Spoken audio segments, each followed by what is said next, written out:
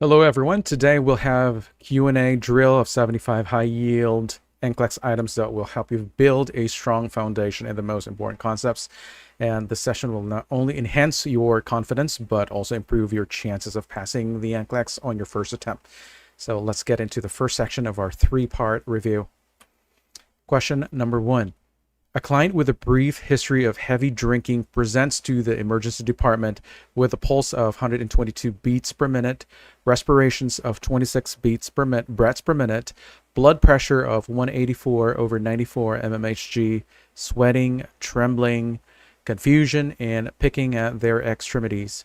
What is the likely cause of these symptoms? A. Alcohol withdrawal delirium. B. Acute alcoholic myopathy. C. Wernicke-Korsakoff syndrome, and D. Alcoholic amnestic disorder. The answer is letter A. And the reason for that is because this is the most severe form of alcohol withdrawal, and this includes symptoms like tremors, anxiety, hallucinations, also autonomic hyperactivity, and confusion. And so these symptoms match the client's presentation. Now, letter B, acute alcoholic myopathy, occurs suddenly, and this is often going to occur after a binge drinking episode, and this is characterized by muscle pain. Take note of the keywords here: alcoholic myopathy. There's going to be weakness, swelling of the muscle, and not the autonomic and neurological symptoms that we are seeing in this patient. Letter C is also incorrect. The Wernicke-Korsakoff syndrome results from the chronic thiamine deficiency due to prolonged alcohol use, and it presents with symptoms such as memory loss, ataxia, double vision, and this differ from the acute presentation in this patient. Now, letter D, alcoholic amnestic disorder, is going to show some permanent memory deficits, and they have that inability to learn new information which are unrelated to the symptoms described in this case.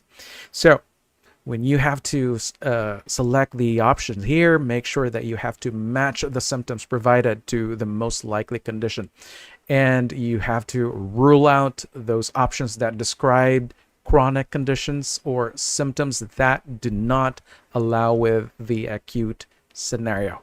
So take note of those keywords: acute, alcoholic myopathy, alcohol withdrawal delirium. Those are the things that you should catch. Let's have number 2. Which rights are preserved for a client admitted to a psychiatric unit due to being a danger to themselves? Select all that apply. A. The right to refuse medications. B. The right to leave the locked facility at any time. C. The right to expect treatment that does no harm. And D. The right to know the truth about their illness. And E. The right to be treated equally. The answer is letter A, C, D, and E. A is correct because clients, whether voluntarily or involuntarily admitted, they have the right to refuse medications unless they are deemed immediate danger to themselves or others, or maybe declared incompetent by the court. C is also correct because of the principle of non-maleficence, which will ensure that healthcare providers will deliver care that avoids harm to clients. Same thing with letter D. This is the principle of veracity, which will require the providers to be truthful and transparent about the client's condition and treatment. And letter E, that's justice, which will guarantee equitable treatment for all clients, regardless of their admission status. We have letter B as an incorrect option, especially that a client admitted for being, if they're a danger to themselves, they're going to lose their right to leave the facility freely. And this is a safety precaution to prevent harm. And so when you are asked this type of question, you have to understand the ethical principles and clients' rights in psychiatric care, and you have to identify those rights that apply to all clients, even when they are a danger to themselves, and consider safety-related restrictions. Let's have number 3. A suicidal client needs urgent admission to a locked psychiatric unit, but there are no available beds. Which client is most likely to be discharged to accommodate the new admission? A client voluntarily admitted 2 days ago for alcohol detoxification. B, a client involuntarily admitted with command hallucinations. C, a client with delirium caused by a urinary tract infection admitted voluntarily 4 days ago. And D, a client involuntarily admitted 2 days ago with situational depression. The answer is letter C. And the reason for that is because the delirium caused by the urinary tract infection is reversible. And after 4 days of antibiotic therapy, the infection is likely under control and the client's condition is stabilized, making them an appropriate candidate for discharge. So if you selected letter A, which is incorrect, the alcohol detoxification can result in severe complications. It can include seizures or delirium tremens, and it can particularly last the first few days, and the client can remain at risk and cannot be safely discharged. Letter B is also incorrect because command hallucinations pose a significant safety concern as they can compel the individual to harm themselves or others. And in addition to that, the discharge for an involuntarily committed client requires court hearing, which takes time. And letter D is also incorrect because an involuntarily admitted client cannot be discharged without a court hearing, and situational depression may still require further observation and also treatment. So for you to answer this question correctly, you have to prioritize safety when determining discharge candidates. And what you're going to have to look into are the reversible conditions and stabilize clients as the most appropriate for discharge, particularly when other clients may pose immediate risks. Let's have number 4. The clients of a child with generalized seizures want to inform their child's teachers. Which advice should the nurse provide? A soft padded spoon should be kept nearby to insert during a seizure. B, roll the child onto their abdomen during a seizure. C, call 911 if a seizure lasts longer than 10 minutes. And D, growth spurts may require medication adjustments to control seizure activity. The answer is letter D. And because growth spurts can require adjustments of the medication doses to control the seizure activity, and this is to maintain effectiveness in their treatment. Now, letters A, B, and C are the incorrect options here. We're not supposed to be inserting objects into the mouth during a seizure because this can cause injury. And letter B is also incorrect. Side lying is the recommended position to prevent aspiration, not prone position. Letter C is also incorrect because any seizure lasting more than 5 minutes require immediate medical attention, not just 10 minutes. And so when you answer this type of question, you have to eliminate those unsafe practices, such as inserting objects in the mouth and also improper positioning, and focus on the accurate and actionable teaching points. Number 5, when preparing for hospital discharge, what signs of shunt malfunction or infection should the nurse teach the family to recognize? Select all that apply. A, fever and irritability. B, neurological behavior changes. C, vomiting and lethargy. D, diarrhea or constipation. E, redness near the shunt site. The correct answers here are letters A, B, C, and E. Because letter A, these are systemic signs that may indicate a shunt infection. Also letter B, because behavioral changes can signal increased ICP, it suggests shunt malfunction. And also letter C, both are key signs of increased intracranial pressure or infection. And same thing with letter D, or letter E rather. Redness can indicate a localized type of infection. And so the incorrect option, letter D, diarrhea or constipation, are typically not related to shunt complications. So you have to focus on the signs consistent with increasing ICP or infection and disregard those unrelated symptoms. Number 6, a 10-year-old with moderate persistent asthma is prescribed Montelukast or Singulair. What information should the nurse provide to the child and their parents? Select all that apply. A, this medication is for acute asthma attacks. B, it is an add-on therapy to the child's regular medications. C, it should not replace rescue inhalers. And D, the parents need to quit smoking. And E, chest physiotherapy will be necessary. The answers are letters B and C, because B, the reason for that is because this medication is used alongside low-dose inhaled corticosteroids for better asthma control. And letter C, the Montelukast is a maintenance medication. It's not a substitute for fast-acting bronchodilators. Why is letter A incorrect here? Well, it is not a rescue medication. It does not treat acute exacerbations. With letter D, this is also incorrect. We know that this is beneficial for asthma management. Quitting smoking is not directly related to Montelukast use. And letter E, the chest physiotherapy involved here is not a routine requirement with Montelukast. So in answering this question, you need to eliminate options that misrepresent Montelukast's purpose or describe unrelated treatments. Let's have number 7. A 12-hour-old infant with a bilirubin level of 18 milligrams per DL and a positive Coombs test result is undergoing an exchange transfusion. Which sign should the nurse closely monitor during the procedure? A, lethargy. B, irritability. C, temperature instability. D, worsening jaundice. The answer is letter C, because during the exchange transfusion, temperature fluctuations can signal a reaction.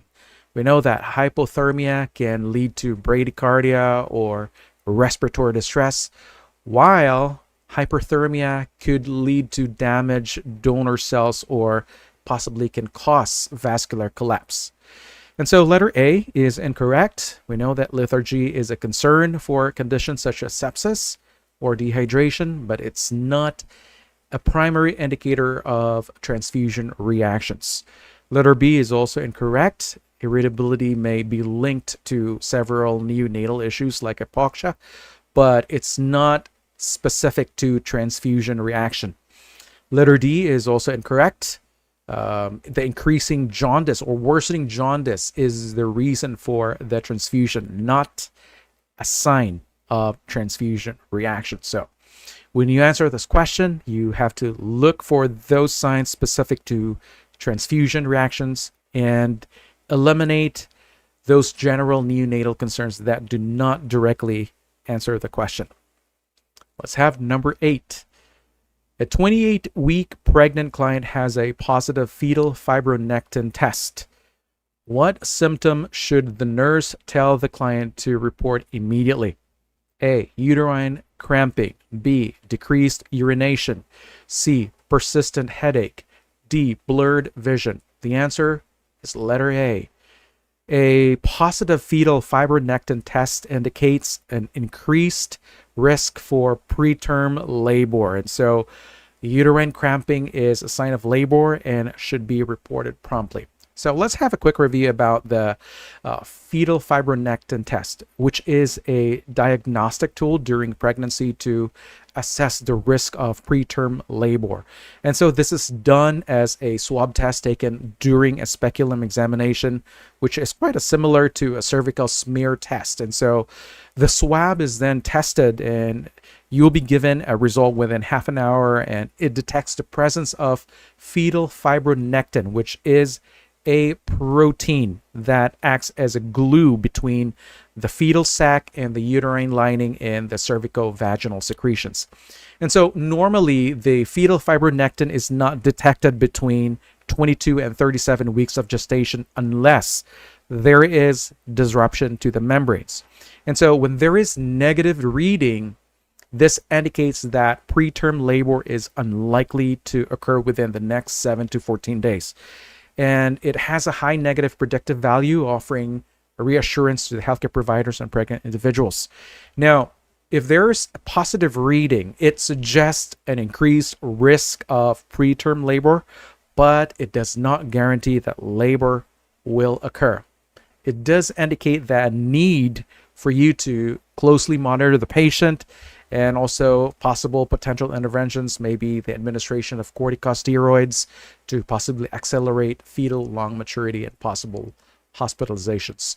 And so the incorrect options here, such as letter B, the oliguria, is linked to preeclampsia, not preterm labor. The same thing with letter C.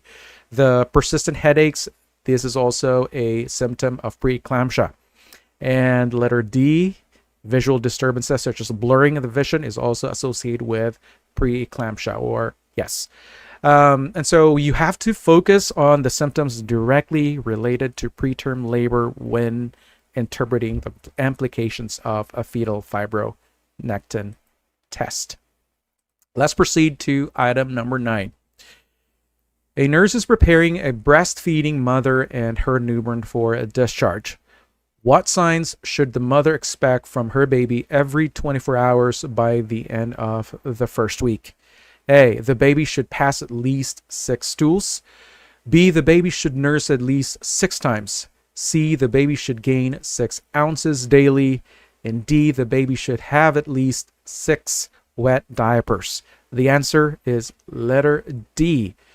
6 or more wet diapers indicate adequate hydration and also proper milk intake from breastfeeding. And so the wet diapers are one of the most objective ways to assess whether the baby is feeding successfully. Letter A is incorrect. We know that stooling is important, but breastfeed babies typically produce 3 to 4 loose, bright yellow stools daily by the end of the first week. 6 stools are not really expected. Letter B is also incorrect. Newborns should breastfeed 8 to 12 times daily to meet their nutritional needs. 6 times a day is actually insufficient. Letter C is also incorrect because neonates usually gain about 5 ounces per week, not 6 ounces daily. And so what you're going to have to do in this test question is to look for those measurable and observable outcomes like wet diapers in order for you to assess the adequate feeding and hydration in the newborn. Number 10. A laboring woman who smokes 2 packs of cigarettes daily is admitted. What labor complication should the nurse monitor for? A, baby's shoulders getting stuck during delivery. B, very fast fetal descent. C, delayed placental detachment. And D, late fetal heart rate decelerations. The answer is letter D. Because smoking can lead to placental insufficiency due to the calcification or infarction, and this can result in reduced oxygen delivery to the fetus, which will manifest as late decelerations during labor.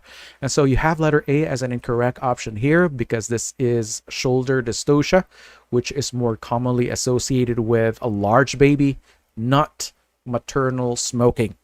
Letter B is also incorrect because smoking does not cause rapid fetal descent. And letter C is also incorrect because placental detachment is not delayed due to smoking. So, for you to answer correctly this question, you have to understand that smoking impairs placental function and oxygenation, which can lead to late decelerations on fetal monitoring. We have number 11. During a vaginal examination, the nurse finds the fetus in the left occipital posterior position. What symptom would the nurse expect? A, fast progression of labor with complete dilation. B, weak and irregular contractions. C, pressure in the rectal area and bloody discharge. And D, severe back pain. The answer here is letter D. Because when the fetus is in a posterior position, the back of the baby's head, which is the occiput, can press against the mother's spine, and this will cause intense back pain during the contractions. So if you selected letter A, this is incorrect, because labor progression is often slower in the posterior positions due to poor alignment of the fetal head. Whereas letter B, this is also incorrect, because contractions are usually normal in strength and regularity in this position. And so for letter C, this is also incorrect, because the rectal pressure and bloody show are more common during active labor or with anterior positions. And so for you to correctly answer this question, you have to recognize that severe back pain is a hallmark sign of posterior fetal positions, and we often prescribe or describe this as back labor. Again, that is letter D. Number 12. A nurse is teaching a client with chronic low back pain about proper body mechanics.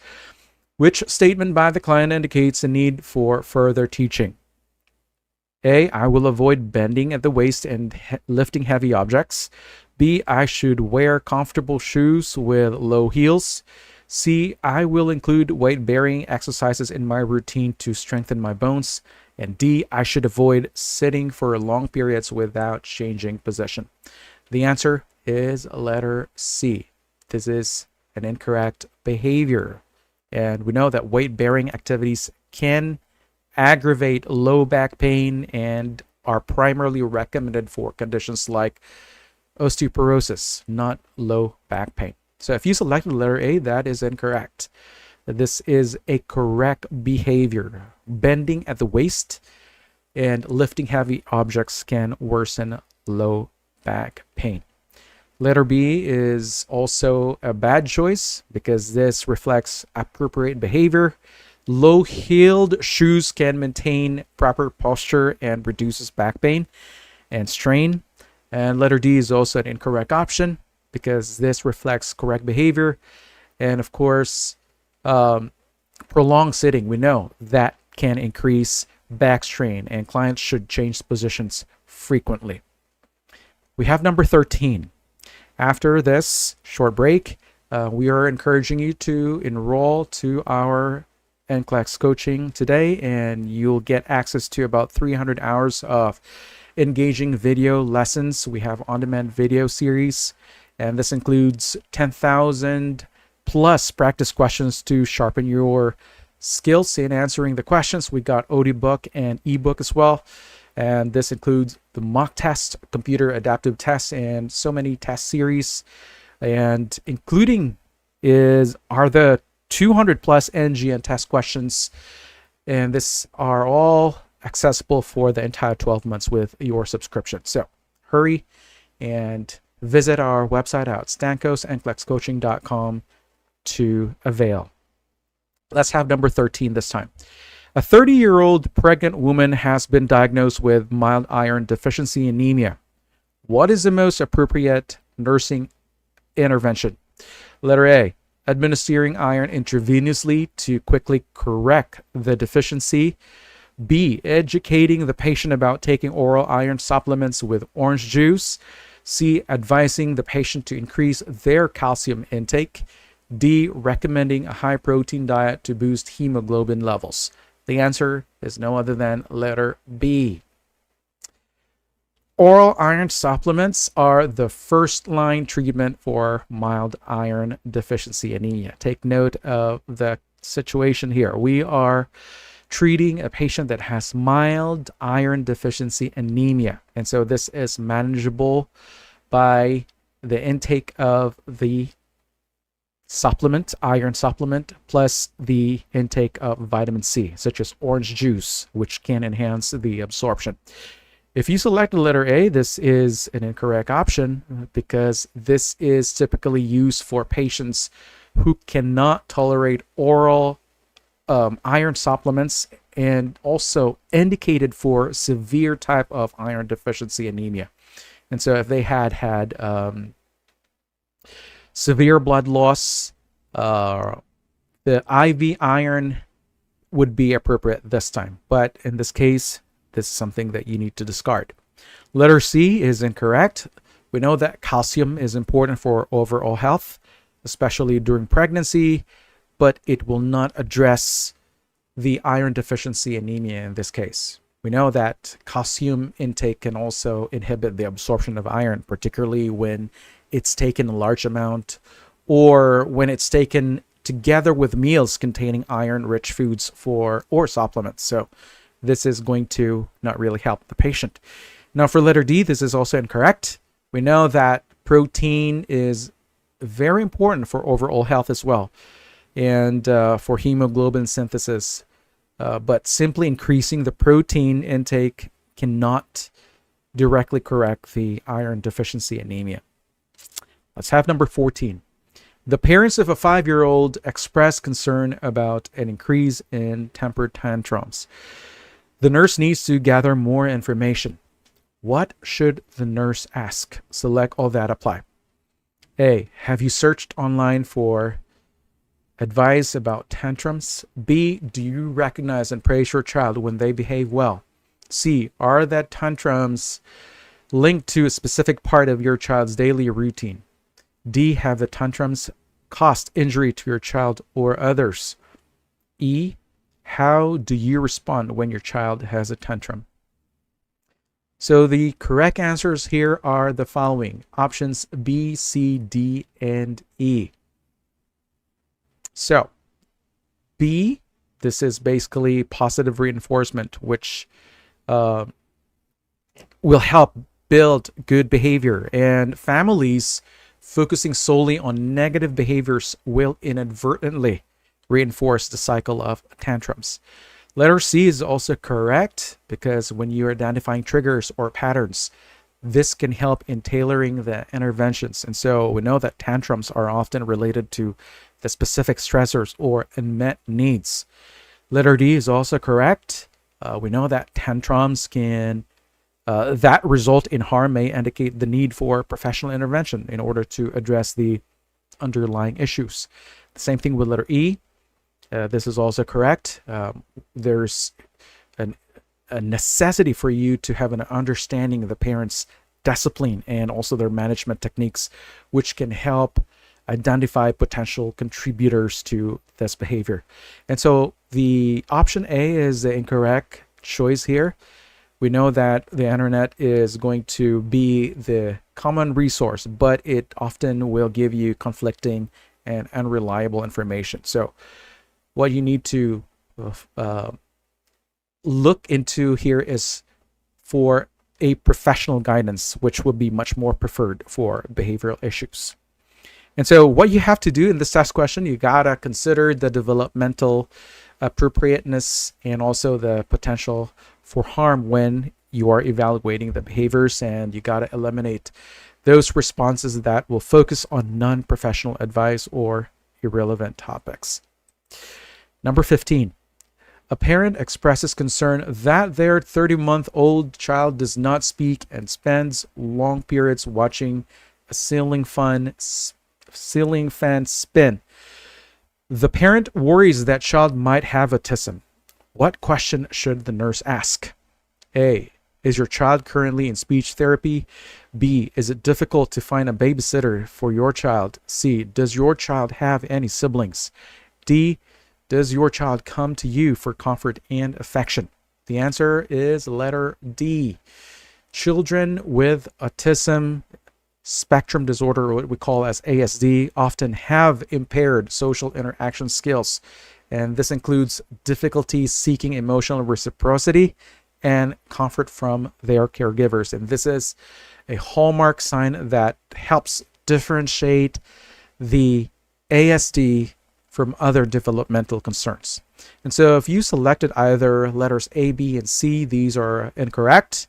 We know that speech therapy is commonly recommended for children with language delays, and asking about current therapy does not evaluate the child's social development, which is central to diagnosing autism. Letter B is also incorrect. While it might be challenging to secure a babysitter for a child with behavioral challenges, this question does not assess the core features of autism and distracts from the parent's primary concern. Letter C is also incorrect because this question does not address the parent's specific concern about their child's developmental delays, and asking about siblings does not provide relevant diagnostic information. So for you to correctly answer this question, you have to focus on assessing the symptoms that are directly relevant to autism. So we know that social impairments, particularly seeking difficulty in seeking comfort or engaging in reciprocal interactions, are key diagnostic criteria. So for you to eliminate those incorrect options, you have to look for those unrelated options or stuff that are unrelated to the parent's stated concern. Now, letter A is incorrect. We know that the internet, again, is a common resource, but this is not going to give us a reliable, will often have conflicting information. And so again, you have to consider the developmental appropriateness and potential for harm when evaluating the behaviors of this child. That's half number 16. A nurse is counseling a pregnant woman about iron deficiency anemia. Which recommendation is most appropriate? A. Avoid eating green leafy vegetables as they may interfere with iron absorption. B. Take your iron supplements on an empty stomach with a glass of milk. C. Consume iron-rich foods like red meat, poultry, and beans along with vitamin C-rich foods. And D. Increase your intake of calcium to enhance the absorption of dietary iron. The answer is letter C. We know that vitamin C can enhance the absorption of non-heme iron, which are found in plant-based non-heme iron. Again, these are found in plant-based and fortified foods. Now, when consumed together, foods like citrus or tomatoes or bell peppers with iron-rich foods, this can greatly improve the body's ability to absorb and utilize the iron. And if you have selected the other options, such as letter A, we know that green leafy vegetables like spinach, kale are actually excellent sources of non-heme iron. We know that they are going to contain the phytates and oxalates that may slightly inhibit the absorption, but they still continue meaningfully to dietary intake and should not be avoided. And so letter B, this is also an incorrect option. We know that the iron supplements are best absorbed when taken on an empty stomach. And so when you are going to pair them with a glass of milk, this is going to be counterproductive. We know that milk can contain calcium, right? And so this can compete the absorption of iron in the GI tract and will reduce its efficacy. Letter D is also an incorrect option here because we know that calcium can inhibit the absorption of both heme and non-heme iron. And so when you're encouraging increased calcium intake at the same time as iron-rich meals, this would greatly reduce the benefits of consuming the iron-rich food. Let's have number 17. Which dietary change would be most beneficial for a 13-month-old child with iron deficiency anemia? A. Switching from cow's milk to fortified formula or breast milk. B. Increasing consumption of fruits like bananas and apples. C. Offering high-protein snacks such as peanut butter and nuts. And D. Limiting the child's meals to 3 large portions daily. The answer should be letter A. We know that when switching to iron-fortified formula or continuing breastfeeding, this child can receive the additional iron needed for their growth and development. And take note that fortified formula is specifically designed to address the nutritional needs of toddlers, and this can also include added iron to prevent or treat the deficiencies. So if you answered or if you selected letter B, C, and D, these are the incorrect options. The food items in letter B are nutritious, but they are not the right sources of iron. We know that they are high in some fruits that are high in vitamin C, such as oranges or maybe strawberries. These are more beneficial because these can enhance iron absorption from other foods. For letter C, this is another incorrect option.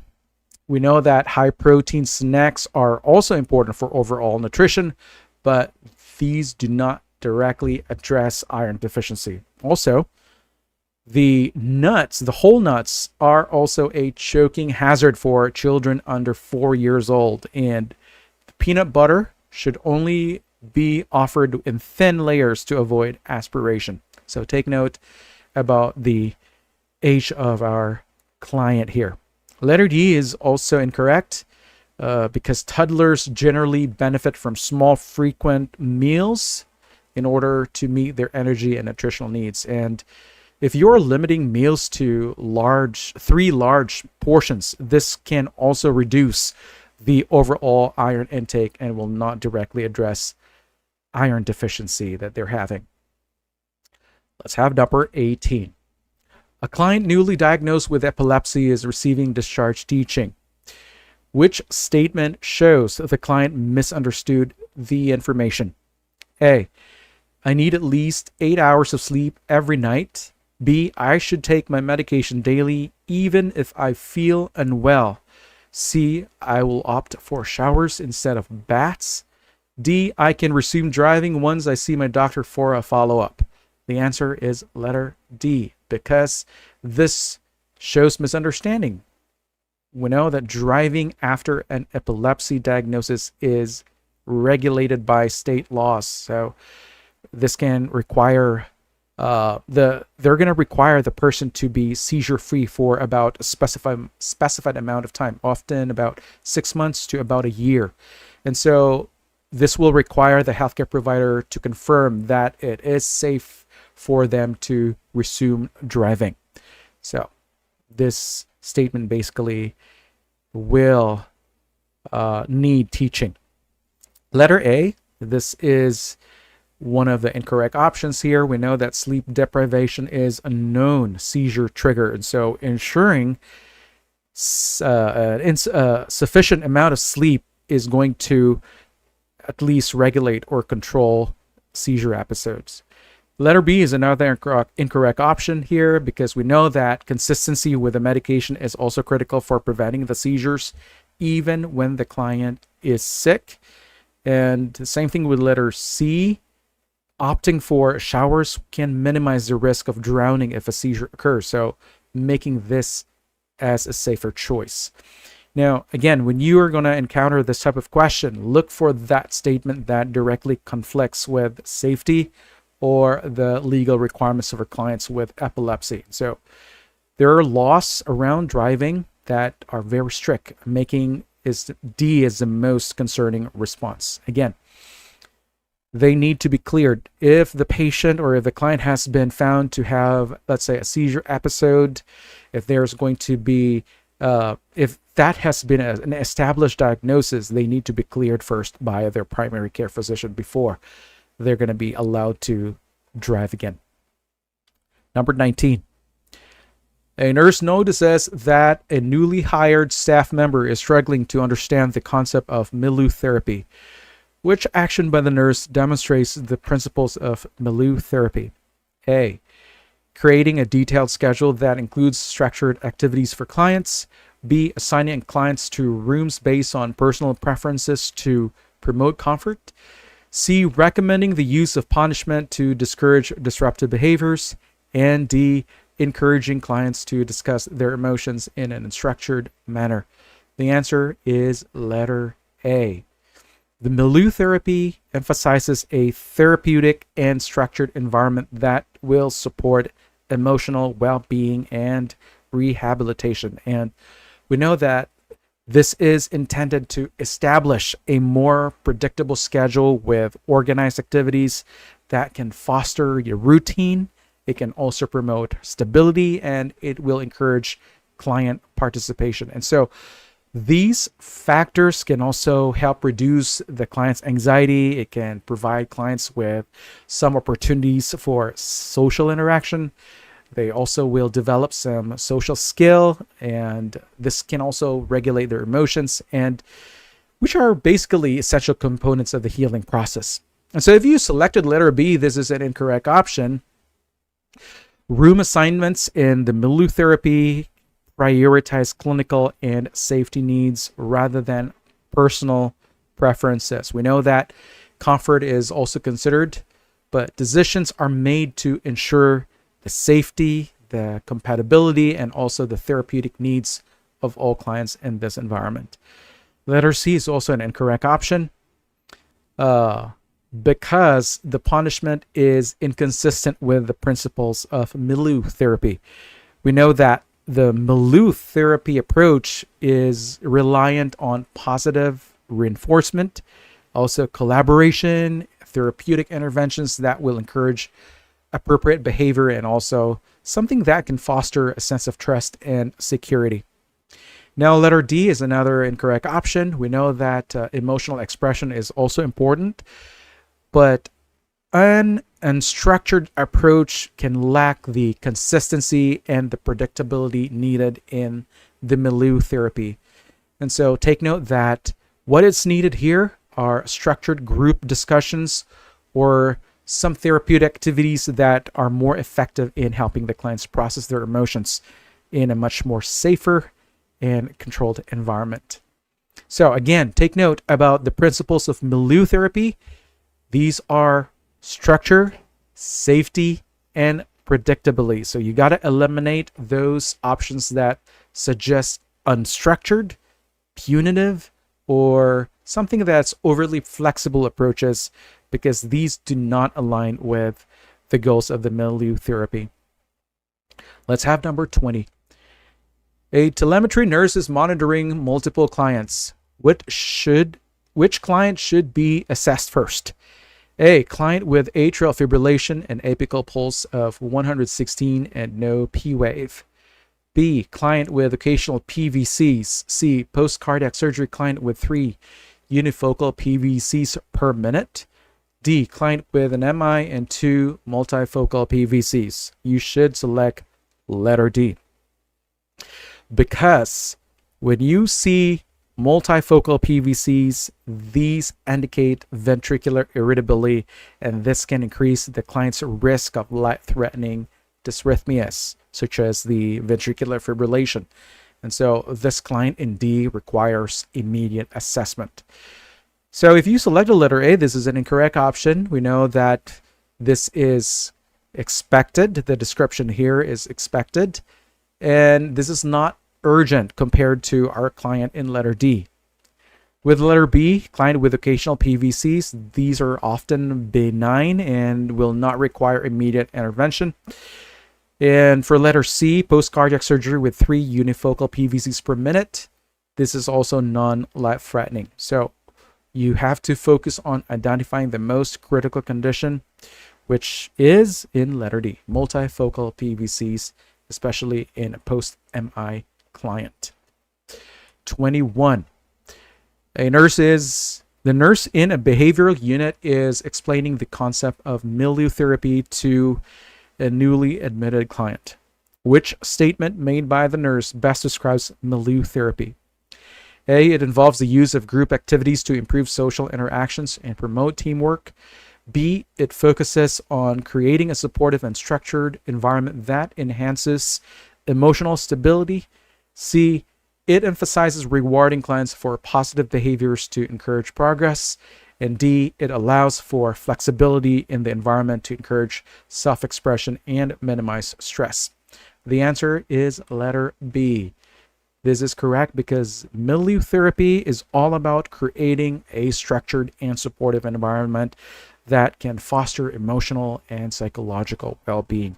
And this idea is to mainly maintain a routine and a much more predictable setting where the clients can feel safe and they will feel supported as well. And so this will help them to adapt behaviors. It will help them enhance coping mechanisms and also develop emotional stability.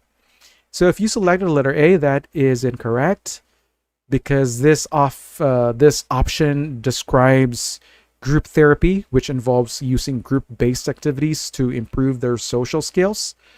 For letter C, this is also incorrect, because using rewards for positive behaviors is characteristic of behavioral modification therapy. It's not Milieu therapy.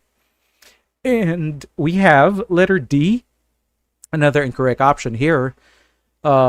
This may seem appealing, but it will not align with the principles of the Milieu therapy, because a lack of structure can lead to unpredictability, which will increase the client's stress, and can also hinder their progress, requiring stability and routine for their healing. Let's have number 22. A nurse is interviewing a client suspected of having Guillain-Barré syndrome. Which comment is most significant? A, I never use sunblock and use tanning beds. B, I've been smoking for 20 years.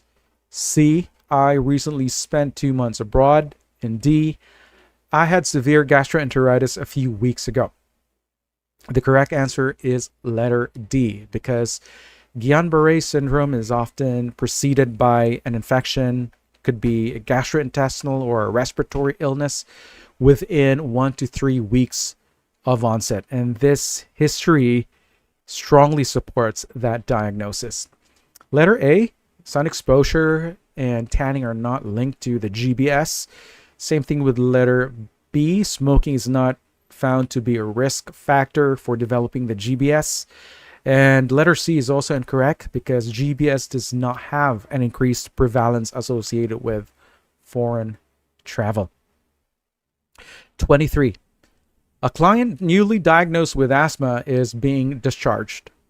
Which statement shows an understanding of peak flow meter use? A, if I'm in the red zone, I'll use my quick relief inhaler and avoid exercise. B, in the yellow zone, I can continue my normal activities without medicine. And C, it only takes 1 to 2 days to determine my personal best reading. And C, letter D rather, if I can't talk while walking, I need my quick relief inhaler. The answer is letter A, because the red zone indicates a peak flow reading less than 50% of the client's personal best. This is signifying medical emergency. And so using a quick relief inhaler and avoiding exertion are the essential actions in this situation.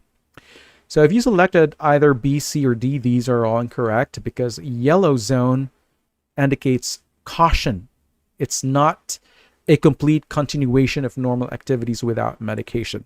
Okay, so there's going to be some adjustments of the medication doses that will be necessary. And for letter C, it is also incorrect, because it typically takes 2 to 3 weeks, not 1 to 2 days, to establish a personal best. For letter D, this is also incorrect, because difficulty talking while walking suggests that there is poor asthma control, but this isn't directly related to peak flow meter zones. And so for you to correctly answer this question, you have to focus on identifying actions that will align with the severity indicated by the peak flow zone. So again, the red zone signifies an urgent need for the intervention, making it as the correct option here. Let's have number 24. A nurse at a lead screening clinic educates parents on why children should be tested for lead poisoning. What information should the nurse include? Select all that apply. A, young children absorb small amounts of lead from their environment. B, homes built before 1950 are likely to have lead-based paint. And C, lead blood levels below 12.8 micrograms per deciliter are safe. D, lead exposure can harm many organs, especially in the brain and kidneys. E, certain foods and medicines may contain lead. The correct answers are options B and D, because older homes are a significant source of lead exposure, especially from deteriorating paint. And for letter D, we know that lead poisoning has systemic effects, but the central nervous system and renal system are the most vulnerable due to their roles in development and excretion. So if you select the letter A, this is incorrect. Young children actually absorb much larger proportion of lead compared to adults, and so they are much more susceptible to the lead poisoning. Letter C is also incorrect because the current CDC guideline defines blood lead levels above 5 micrograms per deciliter as a concern for children, not safe. Letter E is also incorrect because we know that it's not common in the US, but some imported candies, ceramics, and also traditional medicines can contain lead, and this option is overly broad and less relevant for most families. And so for you to correctly answer this question, you have to focus on the most common and impactful sources of lead exposure and then eliminate those options based on outdated or incorrect blood level guidelines. Think about letter C here. Recall about the acceptable range. Let's have number 25. A 2-year-old with frequent ear infections is diagnosed with bilateral otitis media. The parent who smokes and gives the child juice in a bottle expresses difficulty affording tube surgery. What preventive strategies should the nurse discuss? Select all that apply. A. Schedule a hearing assessment for the child. B. Recommend washing hands and changing clothing after smoking. C. Advise smoking outside the home. D. Suggest using a decongestant at bedtime. And E. Encourage transitioning the toddler away from bottle feeding. The correct options here are letters B, C, and E. Why letter B? Because small particles cling to clothing and also the skin, and so washing hands and changing their clothing can minimize the child's exposure. And letter C, another correct option. We know that smoking outside limits secondhand smoke exposure, which is also linked to increased ear infections in children. Letter E, another correct option. We know that bottle feeding, especially while the child is lying down, can increase fluid accumulation in the middle ear. So switching to a cup can reduce this risk. For the incorrect options, we have letters A and D.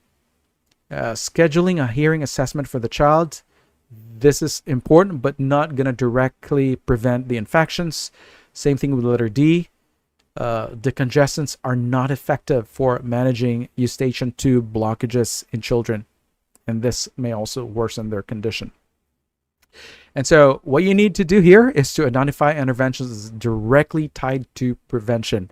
So you got to eliminate treatments like decongestants and post-treatment hearing tests. These are not going to be applicable.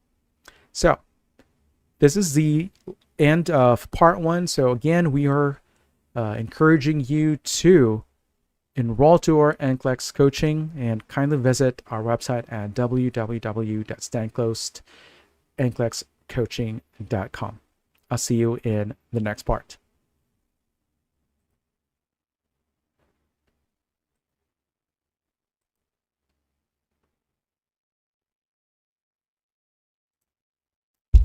A child recovering from a tonsillectomy and adenoidectomy is preparing for discharge. What home care instructions should the nurse provide? Select all that apply. A. Resume the child's regular diet immediately. B. Encourage the child to cough and blow their nose regularly.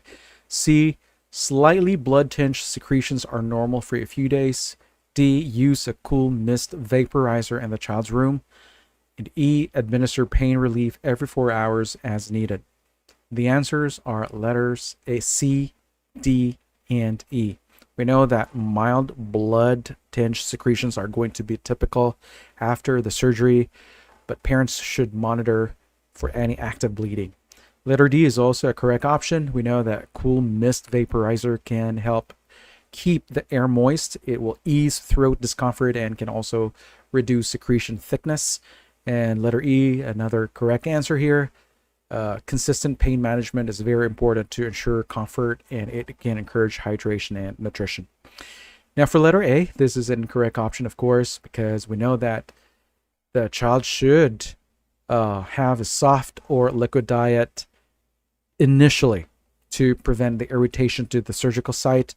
And letter B is an incorrect option. We know that blowing the nose or coughing can dislodge the clots, and this can increase the bleeding risk. So you gotta select those options that promote comfort, safety, while avoiding those actions that can compromise the child's healing or increase the complications. 27. The nurse is preparing to administer TPN to a client in the burn unit. Which of the following actions is most important?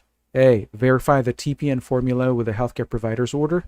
B. Assess the client's oral intake before starting TPN. C. Warm the TPN solution to room temperature. D. Administer the TPN solution through a peripheral IV line. The answer is letter A. The verification of the TPN formula against the healthcare provider's order ensures that there is correct solution and that we are administering a correct dose. And so this is also a huge important step to prevent errors and will also ensure that the client's nutritional needs are met.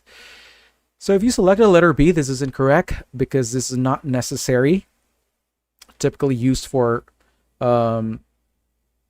this is not really necessary because we know that TPN is typically used for a client that is unable to meet their nutritional needs orally. Same thing with letter C, another incorrect option. We're not supposed to warm the solution before the administration. It should be administered as prepared by the pharmacist. Now, letter D is an incorrect option as well because we are not supposed to administer the TPN via peripheral IV access because this is going to cause thrombophlebitis. It is a very hypertonic type of solution, so this can require the use of a central line, let's say a PICC line. Let's have number 28. The nurse is providing discharge instructions to a client with COPD who is taking prednisone. Which statements should the nurse include in the teaching? Select all that apply. A. The prednisone must be tapered when discontinuing. B. Take the prednisone with food to prevent gastrointestinal upset. C. Stop taking the prednisone if a noticeable weight gain occurs. D. Keep the prednisone in a dark colored bottle at all times. And E. The medication will increase the risk of developing an infection. The answers here are letters A, B, and E. We know that letter A, the glucocorticoids such as the prednisone will suppress the adrenal glands production of the cortisol. So if this is going to be stopped abruptly, the body will not be able to produce enough cortisol, which can lead to the adrenal crisis. And so tapering of the prednisone is going to be a very important teaching point. Now, letter B is also a correct option here because we know that prednisone can irritate the GI tract. This can lead to GI or gastric ulcers, peptic ulcer. And so this has to be taken with food or milk to help buffer its effects on the stomach. So this is done to decrease the risk of gastric irritation. Letter E is also a correct option here because we know that the steroid can suppress the immune system. It can reduce the function of the white blood cells and other immune responses. And so this can place the patient at risk to developing those infections. And so you should educate the client to be more vigilant in watching signs of infection and to seek medical attention promptly. So if you selected letter C, this is going to be an incorrect option because this weight gain is a common side effect of prednisone. And again, this is associated with fluid retention or probably the increase of appetite. And the patient should not stop taking the medication abruptly due to the risk of adrenal insufficiency. Letter D is also an incorrect option. We don't really keep the prednisone tablets In dark colored bottles, they're not photosensitive, so this is not necessary and also inaccurate.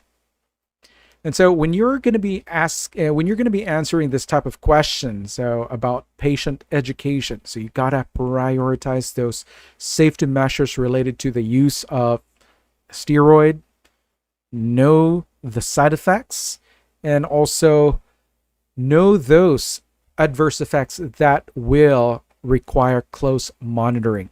Okay, so you got to eliminate those options that contradict the standard medical practice or those that have unclear benefits to the patient. So if you're, especially that this is a select all that apply type of question, you got to be cautious of any option that could be considered harmful, unsafe, or not supported by any medical guidelines. Now, 29. The healthcare provider in the ED has ordered Altiplase for a client with new onset slurred speech, difficulty swallowing, and paralysis of the left arm. In which scenarios should the nurse question administering this medication? Select all that apply. A, the client has a history of congestive heart failure. B, the client underwent abdominal surgery 6 weeks ago for a bleeding ulcer. And C, the client has not had a CT scan performed yet. And D, the client is on warfarin therapy. And E, the client has a history of DVT and pulmonary embolism. You've seen the answer already, but the correct answers here are letters B, C, and D. We know that a recent history of abdominal surgery, especially a bleeding ulcer, makes thrombolytic therapy very risky. And so this can potentially lead to severe bleeding complications. So this is going to really require you to be extra vigilant.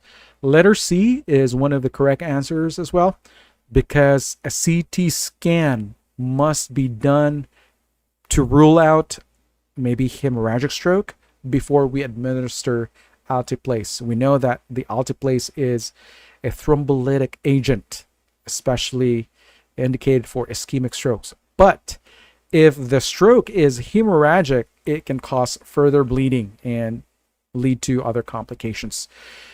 Letter D is also another correct option here, because the use of the warfarin, which is already an anticoagulant, can increase the risk of bleeding. And so if it's coupled with the Altiplase, this could really heighten the risk of severe bleeding episode. So this needs to be avoided.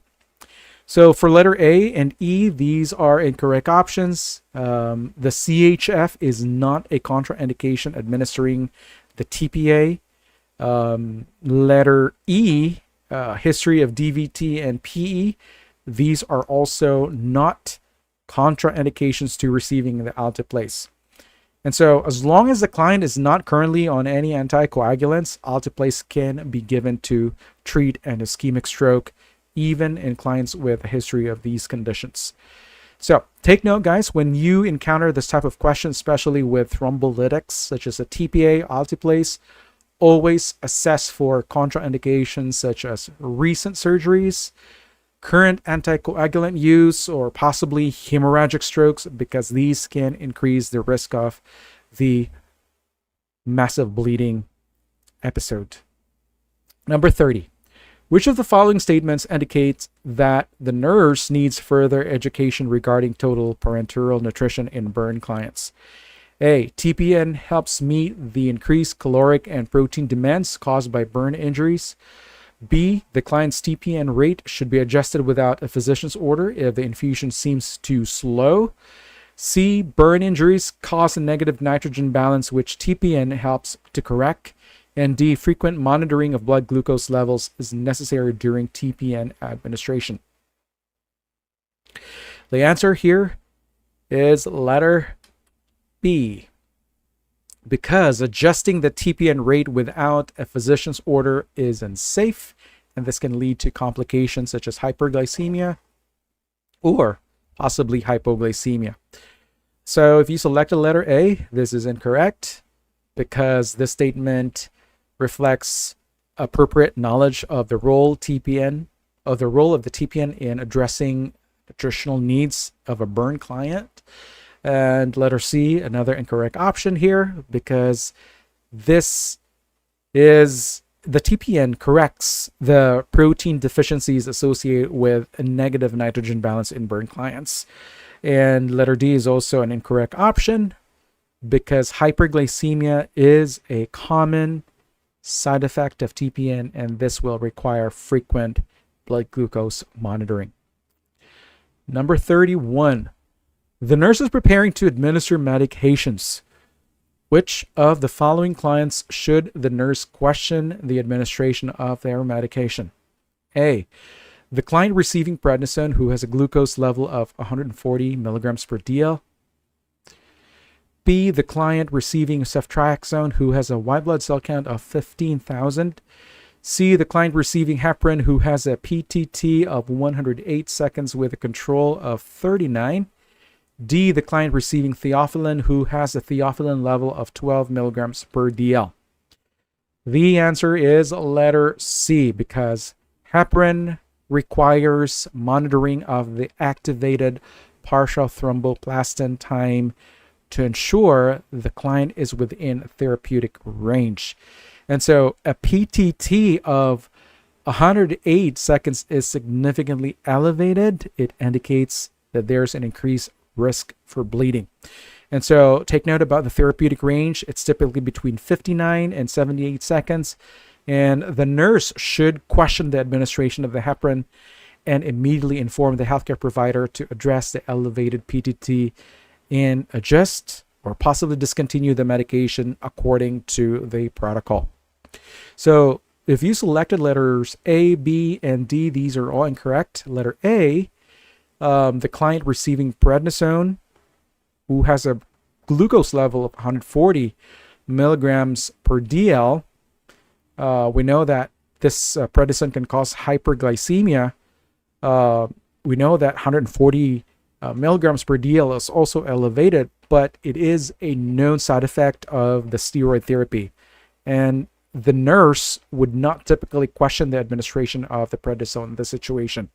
What you got to do here is to closely monitor the blood glucose levels, but the medication can still be continued. Letter B, another incorrect option here. The white blood cell count of 15,000, it's elevated.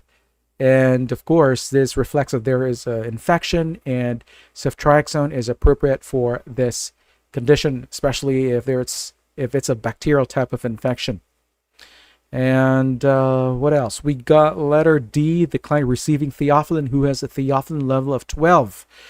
And take note about the therapeutic level for the theophylline. It's about 10 to 20 milligrams per dl. And so seeing that the level in our option D is 12 milligrams per dl, it's within the acceptable range.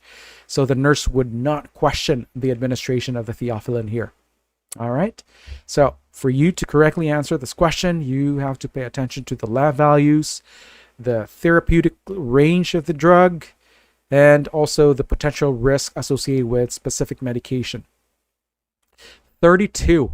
What instruction should the ED nurse give to a client who is being discharged after a concussion? Select all that apply. A. Advise the client to take acetaminophen for headache relief.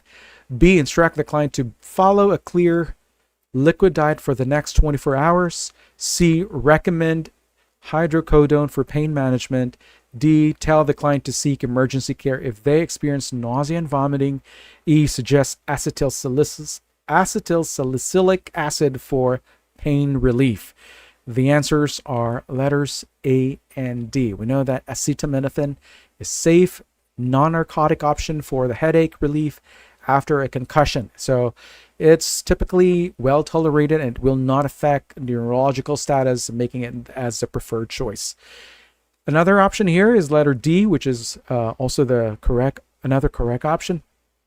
If the client experiences nausea and vomiting after a concussion, this could potentially indicate an increasing ICP, and the client should return to the emergency department immediately for further evaluation and treatment.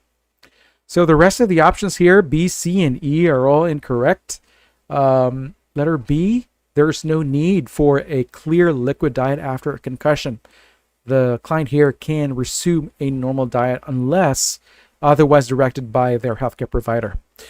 Letter C, narcotic pain relievers like hydrocodone should be avoided after head injury because the medication here can potentially depress the neurological system, which could mask symptoms that indicate complications, possibly increasing ICP. Now, letter E, aspirin or acetylsalicylic acid is not recommended due to its blood thinning effects, which could potentially increase the risk of bleeding and will potentially lead to more complications from the concussion. 33. The nurse is giving heparin via subcutaneous injection. Which action should the nurse take? Select all that apply. A. Use a 25 gauge half-inch needle to prepare the medication. B. Do not aspirate after injecting the medication. C. Check the client's PTT before administering the medication. And D. Gently massage the injection site after removing the needle. And E. Inject the medication in the client's love handles. The answers are letters A and B. Letter A, because the nurse should be using this appropriate needle gauge. This is much more suitable for a subcutaneous injection of heparin, and this will not allow unnecessary tissue damage. Now, letter B, after you're going to administer the heparin, you should not aspirate or pull back the plunger because this could cause tissue damage and bruising. So there is no need for you to check any blood return when injecting heparin subcutaneously. So if you selected letter C, checking the PTT before administration, this is applicable when you're administering heparin IV. But for subcutaneous heparin, this test is not typically as necessary because this is primarily used to monitor the therapeutic effect of the IV heparin, not sub-Q. Again, this is not applicable. If you selected letter D, you should not massage the injection site after you administer the subcutaneous heparin because this can lead to irritation, bruising, and possibly bleeding at the injection site. Letter E, this is also incorrect. This is not supposed to be injected into the love handles. It should be given into the lower abdomen, at least 2 inches away from the navel. And of course, we have another type of heparin, which is the Lovenox or enoxaparin. This is basically a different type of heparin. This is going to be given most occasionally or most frequently given onto the love handles, but this is not going to apply to the regular heparin injections. Let's have number 34. A client diagnosed with end-stage renal disease is being treated with sodium polystyrene sulfonate, which finding indicates the medication is not working effectively. A. The client's sodium level is 135 milliequivalents per liter. B. The client's potassium level is 4.2 milliequivalents per liter. C. The client's potassium level is 5.8 milliequivalents per liter. And D. The client's sodium level is 147 milliequivalents per liter. The answer is letter C, because the sodium polystyrene sulfonate, or simply known as the kayexalate, is indicated for elevated potassium levels. So seeing that our patient, seeing that the level here is 5.8, this indicates that the medication did not work effectively. We know that the normal range is around 3.5 to 5 milliequivalents per liter. And so seeing this high level of 5.8 simply means that it's still elevated. It means that the treatment needs adjustment. So if you select letter A, B, C, letter A, B, and D, these are all incorrect options because for A, sodium level of 135 is within the normal range and it's not going to pose a concern here. The sodium polystyrene does not significantly affect the sodium level, so this does not really indicate a problem. For letter B, potassium level of 4.2, this is within the normal range, so it simply means that the medication is effective. It has already lowered the potassium to a safe level, so it's working. If you selected letter D, it's incorrect. A sodium level of 145 or 147. This is on the high side, but we know that sodium polystyrene sulfonate is not meant to impact the sodium levels. Our focus here is about lowering the potassium levels. And again, going back into option C, this simply means that our medication is not working. 35. The nurse administers 25 units of isophane insulin to a patient with type 1 diabetes at 0700. What steps should the nurse take following this administration? Select all that apply. A. Test the client's blood glucose using a glucometer. B. Ensure the client eats a bedtime snack. C. Monitor the client for low blood sugar at around 1500. D. Verify how much food the client consumed at lunch. E. Assess the client for hypoglycemia at around 1800. The answers are letters A, C, and D. Letter A, of course, you're going to check the client's blood glucose using that glucometer, a bedside glucometer AccuCheck machine. In order for you to check for a possible hypoglycemia, you need to ensure first that the insulin dose is effective and also to detect low blood glucose levels promptly. Letter C, another correct option. The insulin that we are talking here peaks between 1300 to 1500. So you should closely monitor for any signs of hypoglycemia. Could be shaking, could be dizziness, confusion. And this is definitely a critical time for the client's blood sugar levels to be assessed. Letter D, another correct option. You have to confirm the amount of food the client ate at lunch, which can help prevent the hypoglycemia, because we know that isophane peaks between 6 to 8 hours after the administration. We know that proper nutrition is very important in managing insulin therapy. However, if you selected the rest options, such as B or E, letter B, we know that the insulin was already administered at 0700. The client's bedtime snack is not relevant to this administration time. So a lunchtime or let's say a mid-afternoon snack is more important to help prevent hypoglycemia later in the day. Letter E is also incorrect because hypoglycemia is more likely to occur between 1300, that's 1 p.m., up until 3 p.m. due to the peak of this type of insulin. So monitoring for the hypoglycemia at 6 p.m. is unnecessary. So for you to correctly answer the stress question, you got to pay attention to the action times of the insulin, especially the peak. And again, we are talking about the intermediate acting insulin like humulinin, which peaks 6 to 8 hours after administration. So this is the time for you to really carefully assess the client's blood glucose to prevent hypoglycemia. 36. The nurse is educating the parents of a 15-year-old recently diagnosed with non-Hodgkin's lymphoma. Which statements should be included in the teaching? Select all that apply. A. Treatment typically involves radiation therapy combined with chemotherapy. B. The condition usually spreads diffusely rather than forming distinct nodules. C. The disease often involves the mediastinum. D. The identification of Reed-Sternberg cells confirms this type of lymphoma. E. This cancer begins in the lymphatic system.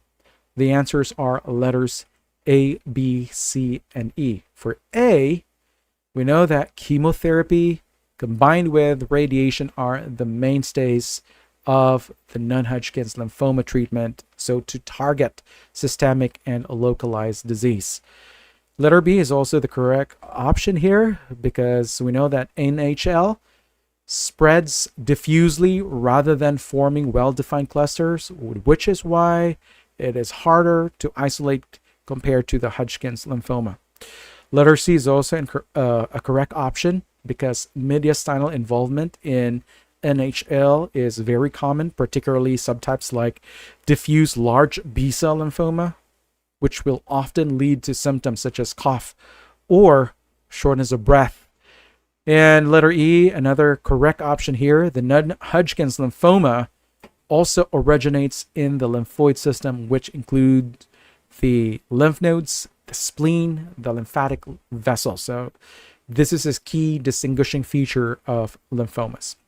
So if you selected option D, this is incorrect because when you're seeing red Sternberg cells, these are diagnostic for Hodgkin's lymphoma, not NHL. So if you're going to talk about Reed Sternberg cells, these are large multinucleated cells derived from B cells, and these are absent in non-Hodgkin's lymphoma. So for you to carefully answer this, you got to identify, you got to differentiate the different characteristics between Hodgkin's and non-Hodgkin's lymphoma. Got to focus on the Reed Sternberg cells as the hallmark of Hodgkin's lymphoma and the NHL's diffuse nature. 37. A nurse clarifies a prescription for metoprolol with the primary healthcare provider. The correct prescription reads metoprolol 5 milligrams IV push times 1 dose. What is the nurse's next priority action? A. Administer the medication immediately. B. Assess the client's vital signs before administration. C. Check the client's medication administration record or for previous doses, rather. And D. Prepare a 5 ml syringe for administration. The answer is letter B. Before you're going to administer the drug, you need to assess first the vital signs, particularly the blood pressure and the heart rate, because these the medication can lower both. And if you're not checking first the client's baseline values just right before administering, this is going to be an unsafe practice. So if you selected letters A, C, D, these are incorrect. Administering the medication immediately without assessing the vital signs is an unsafe practice. This also violates the safety checks. You're not actually doing the right assessment. You're violating the 10 rights of medication administration. Letter C is also incorrect. We know that this is also important, but the priority action to safety here is to assess the patient's current vital signs. Letter D, prepare a 5 ml syringe for administration. This is part of the medication administration, but assessing the client takes precedence. Oh, you're going to have to look for the keywords here, priority action or next action in the question. Again, we are inviting you to enroll to our NCLEX coaching via stancoastnclexcoaching.com, so kindly pay us a visit there. Now let's proceed to item number 38. When administering digoxin 0.25 milligrams IV push to the client, which interventions should the nurse perform? Select all that apply. A. Administer the medication undiluted in a 1 ml syringe. B. Check the client's serum potassium level. C. Pinch off the IV tubing above the port. D. Inject the medication over 5 minutes at a steady rate. E. Explain that experiencing a yellow haze is an expected side effect. The correct answers are letters B, C, and D. Letter B, because hypokalemia increases digoxin toxicity, we got to monitor the potassium level to prevent this complication. For letter C, this also going to allow us to ensure the medication is delivered directly into the client's vein rather than into the IV tubing, so to ensure the proper administration. Now letter D is also correct. Administration of the digoxin slowly over 5 minutes can also reduce the risk of adverse reactions such as speed shock, which can cause cardiovascular irritability. And so the incorrect options here are letters A and E. Undiluted actually can really be unsafe action here. You're going to dilute the medication with saline to allow for a slower controlled injection over 5 minutes. And this is also done to minimize discomfort. Letter E, another incorrect option here, because a yellow haze is a sign of digoxin toxicity. It's not a normal side effect. So it should be reported right away by the patient to their healthcare provider immediately to provide treatment to avert the digoxin toxicity. Number 39. When administering filgrastim subcutaneously, which intervention should the nurse implement? Select all that apply. A. Do not shake the vial before preparing the injection. B. Apply a warm washcloth after giving the medication. C. Discard any unused portion of the vial after withdrawing the required dose. D. Keep the medication vials in the refrigerator until ready for administration. E. Instruct the client to take acetaminophen before and after injection. The answers are letters A, C, D, and E. Letter A, shaking the vial can damage the glycoprotein in filgrastim. So it's going to make it biologically inactive. So the step here is to gently swirl if necessary. All right.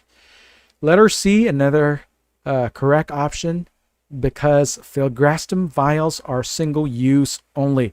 And so there are no preservatives in the solution. So any leftover medication should be discarded to prevent contamination and also to ensure efficacy of the medication. Letter D, one of the correct answers.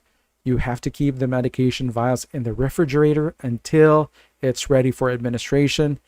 And this is done to maintain its potency, and it should be allowed to reach room temperature before you administer it, but should not be kept out for extended periods. Now, letter E, another correct option here. We know that the filgrastim can cause bone pain, and acetaminophen can help manage this discomfort. And this is also beneficial for the client to take it before and after the injection to reduce the likelihood of the pain. If you selected letter B, this is incorrect, because ice should be applied to the injection site to numb it and also to minimize the discomfort, not use a warm washcloth. Okay. Let's have number 40. The nurse is administering morning medications on a medical floor. Which medication should the nurse give first? A. Regular insulin sliding scale for a client with type 1 diabetes mellitus. B. Methylprednisolone to a client with systemic lupus erythematosus. And C. Morphine to a client with GBS. Letter D. Etanercept to a client with rheumatoid arthritis. The answer is letter A, because the regular insulin is usually administered before meals to control blood glucose levels, and this is a priority because it directly impacts the client's immediate physiological needs, especially for type 1 diabetes. There's going to be a timely administration of insulin that is very crucial to avoid hyperglycemia and to prevent complications. Now, for letter B, also letter C and D, these are all incorrect. Letter B, why is this incorrect? Well, we know that this is a glucocorticoid that can be given within a 30-minute acceptable window, but it's not an immediate priority over insulin for a diabetic patient. Letter C, this is also morphine to a client with GBS.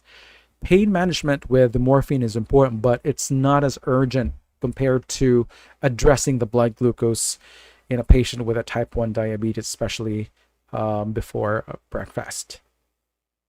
Now, or before meals rather. For letter D, etanercept to a client with a rheumatoid arthritis. This is a biological or a response modifier medication, and this is important in managing the rheumatoid arthritis. But this is quite the same level with methylprednisolone. It can be administered within a 30-minute window, and it doesn't really take precedence over the insulin. So again, you have to prioritize medication administration that address critical life-threatening issues, especially with a type 1 diabetic patient. Okay, so the answer is letter A. Let's have number 41. The client diagnosed with major depressive disorder has been prescribed fluoxetine. Which information should the nurse discuss with the client? Select all that apply. A. Advise the client to avoid stopping the medication abruptly. B. Instruct the client to avoid eating tyramine-rich foods, including wines and cheeses. C. Inform the client to notify the healthcare provider if they experience anxiety or high fever. D. Explain that the medication might take 2 to 3 weeks to show effectiveness. E. Mention that tremors and sweating are common early side effects of the medication. The answers are letters A, C, and D. A, because abruptly stopping the fluoxetine can cause withdrawal symptoms. It can include mood swings, irritability, and dizziness. And so the medication is intently tapered gradually under medical supervision to avoid these side effects. Letter C is also a correct option because this can address the risk of serotonin syndrome, which is a serious condition caused by the excessive serotonin in the brain, which can lead to confusion, agitation, fever, and muscle tremors. So if these are left untreated, it can be fatal. So there should be early reporting from the patient to allow for prompt management, which may involve stopping the SSRI. Letter D is another correct option here. The fluoxetine is a selective serotonin reuptake inhibitor, which typically takes 2 to 4 weeks to start showing therapeutic effects in treating the depression. So it is very important for us to inform the patient that initial improvement may take some time to take effect. Now, if you selected either B or letter E, these are incorrect option. Letter B, this is applicable for patients taking the MAOIs or the monoamine oxidase inhibitors, but not SSRIs. We know that the MAOIs can interact with the tyramine-rich foods, which can cause the hypertensive crisis. But again, this is not a concern for an SSRI. Letter E is also incorrect because tremors, sweating can occur with SSRI, but these are commonly associated with serotonin syndrome rather than being typically early side effects. So these should also be reported to the healthcare provider if they occur, because these can indicate a serious condition rather than a normal adjustment phase. So for you to correctly answer this question, you have to recognize serious complications related to a medication such as serotonin syndrome, and you have to avoid those options that relate to medications with different mechanisms of action, such as the MAOIs. Let's have number 42. A nurse is caring for an Asian American client admitted to the ER with an acute asthma attack. Which nursing action demonstrates culturally sensitive care? A. Assessing the client's psychosocial history during the initial assessment. B. Delaying psychosocial questions until the client is more comfortable. C. Focusing solely on the client's neurological status during the initial assessment. And D. Avoiding personal questions entirely to respect cultural norms. Your answer here should be letter B. A culturally sensitive care involves recognizing when a patient may feel uncomfortable with personal questions And in some cultures, including many Asian American cultures, asking personal or psychosocial questions immediately may be considered intrusive. And so it is very important for you to build rapport first and trust before delving into more sensitive topics. So if you selected either letters A, C, D, letter A, this is considered intrusive, especially for patients from cultures that value privacy. For letter C, we know that neurological status is important, but cultural sensitivity should be prioritized in the first steps of care. And same thing with letter D. We know that respect for cultural norms is important. Eventually, addressing psychosocial issues when appropriate is still essential in the care process. And so your strategy in answering this question is to think how different cultures approach personal privacy and their communication style. So you have to eliminate those answers that propose actions likely to be considered disrespectful or intrusive based on cultural norms. Let's have number 43. A client undergoing cancer treatment has a poor appetite and weight loss. The nurse uses the PG-SGA. What is the nurse's next step after the client completes the self-reported portion of the PG-SGA? A. Provide dietary counseling based on the client's responses. B. Score the tool and determine the need for further nutritional intervention. C. Refer the client to a pain specialist for appetite management. D. Document the responses and reassess after 1 month. The answer is letter B, because after that self-reported portion of the PG-SGA is completed, your next step here is to score the responses to assess the severity of the nutritional risk. And so this will further guide you to select those interventions, possible nutritional counseling, maybe supplementation or referral to a dietitian.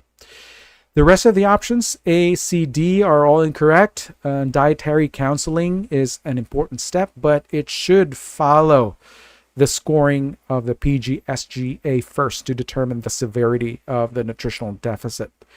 Letter C is also incorrect. This is not the next step after completing the PG-SGA. Addressing first the nutritional needs will take precedence. Now, letter D is also incorrect. We know that immediate intervention based on the PG-SGA is more critical than waiting a month for reassessment. 44. A nurse is training students on the use of the patient-generated subjective global assessment, or PG-SGA. Which of the following statements should be included in the teaching? Select all that apply. A. The PG-SGA involves client self-reporting. B. It is primarily used for assessing pain in clients. C. The PG-SGA short form is a screening tool for nutritional deficits.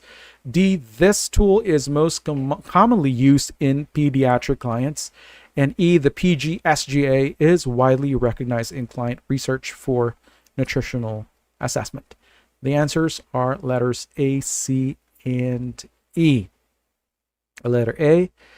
This is true because the form itself, it is a self-report type of tool where the patient will provide important information regarding their nutritional intake, their weight, rather weight loss, and also the symptoms.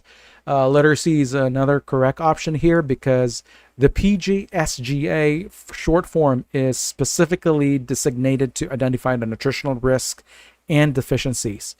Letter E, another correct option because this is a well-established tool used in clinical research, particularly in oncology, in order for us to assess nutritional status. So if you select the letter B, this is incorrect. It's not designated for pain assessment. Same thing with letter D. This is used in adult population, not pediatric clients, especially because this is a self-reported type of tool. Now let's have number 45. A nurse is using the patient-generated subjective global assessment short form with a client. What is the primary purpose of this tool? This is quite close to what we just had. A, to evaluate pain levels with clients with chronic conditions. B, to assess the functional independence of clients. C, to screen for nutritional risk or deficits. And D, to measure cognitive ability related to self-care. There's no other answer than letter C. Let's have number 46. The nurse is preparing to collect a wound culture from a patient with an infected diabetic ulcer. What should the nurse avoid doing during the procedure? A, using clean gloves during the culture collection.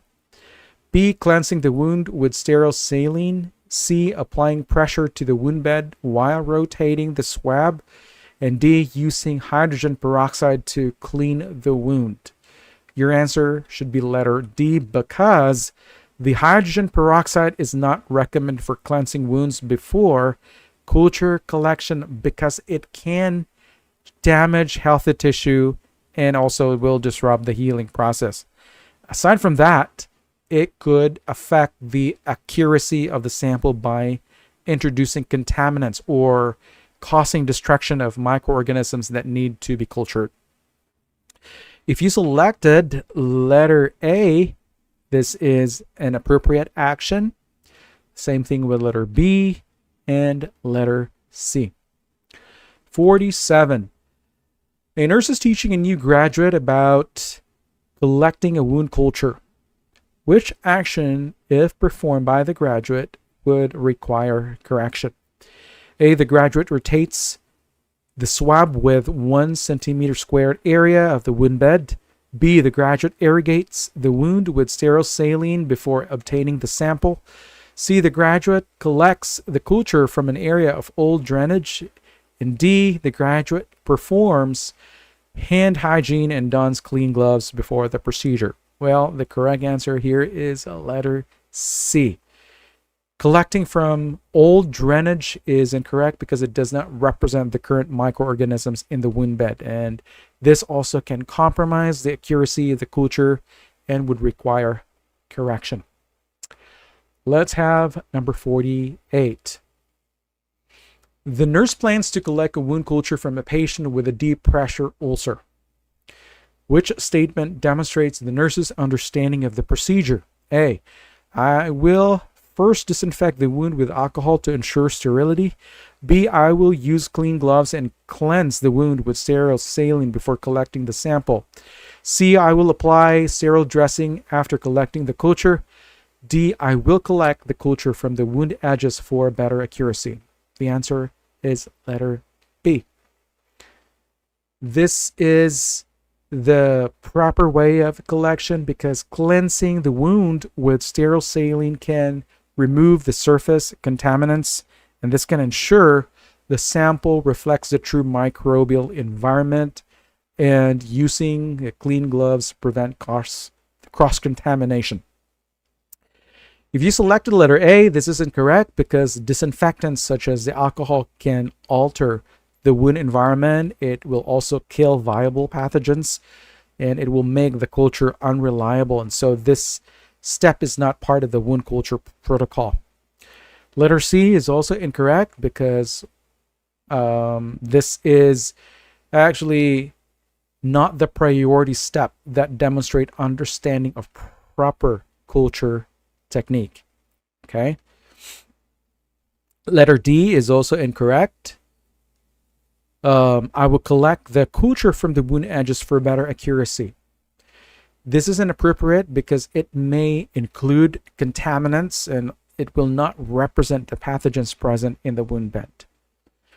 Number 49. The nurse is using the Levine technique to collect a wound culture. What is the best way to ensure a proper sample is collected? A, rotate the swab in a zigzag pattern across the wound bed. B, rotate the swab over a 1 centimeter squared viable wound area with adequate pressure. And C, collect drainage from the wound's edge using light pressure. And D, apply a disinfectant to the wound and then collect the sample. The answer is letter B. This is the correct method for the Levine technique. You have to apply pressure, extracts fluid from the tissue to ensure a representative sample of microorganism should be collected from the wound bed.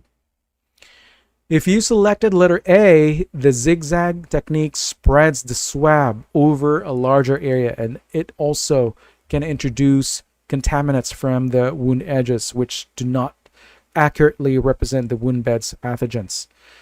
If you selected letter C, this is incorrect, because when you're sampling from the wound edges or drainage, this will not accurately reflect the bacteria in the wound bed, and this can also lead to misleading results. For letter D, another incorrect option. With the use of the disinfectants like alcohol or hydrogen peroxide before a collection, it can possibly kill viable microorganisms, and it can lead to inaccurate culture. Let's have number 50. The nurse is preparing to collect a wound culture from a patient with a leg ulcer. Which action is most appropriate before swabbing the wound? A. Irrigate the wound with sterile normal saline. B. Dry the wound with sterile gauze. C. Apply hydrogen peroxide to disinfect the wound. And D. Collect a sample from all drainage. There's no other answer here other than letter A. Irrigating with sterile saline can remove the surface contaminants and also all drainage, and this will ensure that culture reflects the microorganisms present in the wound bed. And again, this is a very crucial step for an accurate wound sample. So again, we are inviting you to enroll to our NCLEX coaching. If you haven't yet, kindly visit us at stankosnclexcoaching.com. This is end of part 2. So I'll see you again in the next video.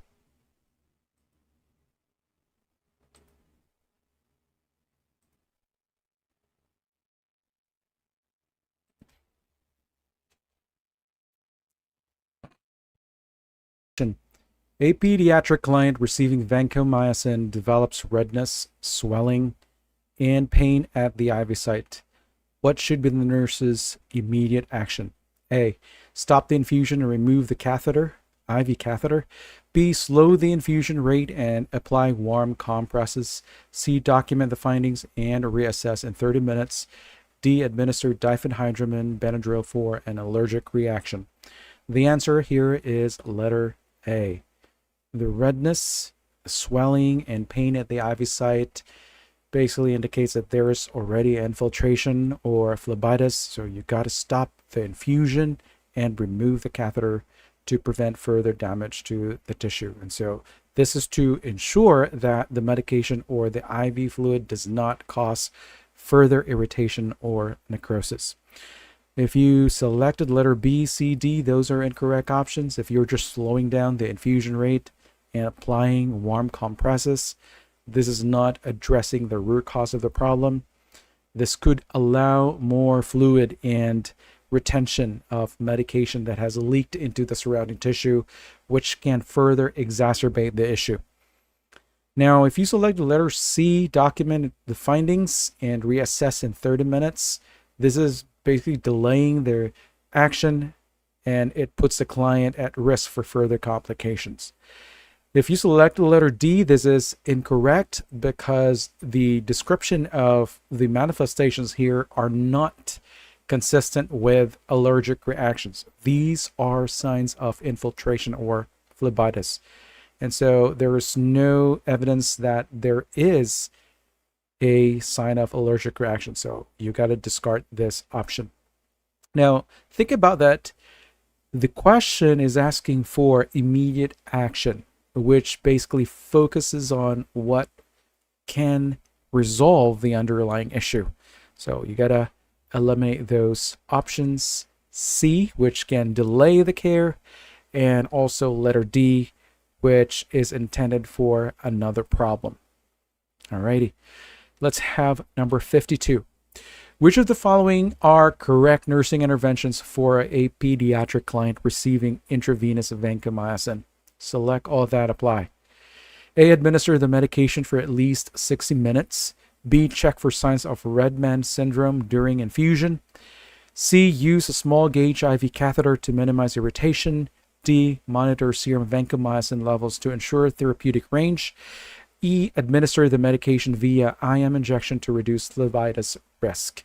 The answers are letters A, B, and D. Letter A, the infusion should be over at least 60 minutes to reduce the risk of developing the Redman syndrome. Letter B, monitoring for the Redman syndrome is very essential to identify and address potential reactions. And D, there should be monitoring of the serum levels. We're talking about the vanco trough and peak to reduce toxicity risks. Now, if you selected letter C, this is incorrect because a larger bore catheter is preferred for vesicants like vancomycins to minimize the irritation. And letter E is incorrect. It's because IM injection is not the recommended route due to the risk of tissue damage. Let's have number 53. A child with thalassemia major is beginning chelation therapy. What should the nurse explain to the parent about this treatment? Select all that apply. A, staying well hydrated is essential for its success. B, it provides a source of iron supplementation. C, it prevents red blood cells from deforming. D, it removes extra iron from the body. E, it reduces the chance of bleeding. The answers are letters A and D. Letter A, you got to keep adequate hydration for this patient to help the body eliminate the chelated iron through the urine and also to improve the treatment. And letter D, the chelation therapy uses deferoxamine in order for it to bind with the excess iron which has accumulated due to the frequent blood transfusion. And so excess iron is toxic to the organs, especially to the heart and the liver. If you selected letter B, chelation actually removes iron rather than supplying it, which could possibly exacerbate the problem. So you got to discard that option. For letter C, thalassemia is not related to red blood cell sickling, and chelation does not affect red blood cell shape or the function. And letter E is another incorrect option here. Thalassemia major does not involve increased bleeding risk, and chelation does not influence clotting as well. So your focus to answer correctly this question is to understand the purpose of the chelation therapy, and which is the removal of iron, excess iron in the body. Let's have number 54. Which client assignment is most appropriate for the LPN? A client requiring initial assessment after surgery. B, a stable client with chronic hypertension requiring blood pressure monitoring. C, a client needing interpretation of lab results and a care plan update. And D, a critical care client requiring titration of IV medications. The correct answer here is letter B. The LPN is trained to care for a stable client or clients with predictable conditions. And so this is the most safe type of patient that you can assign for the LPN.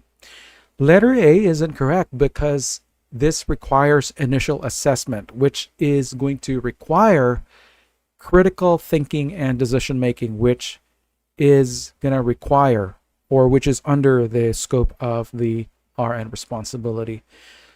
With letter C, a client needing interpretation of lab results, this also going to involve critical thinking and make them much more fit for an RN. And letter D, a critical care client requiring titration of IV medications. Of course, this is an incorrect option. This is going to require complex critical thinking and also expertise by an RN.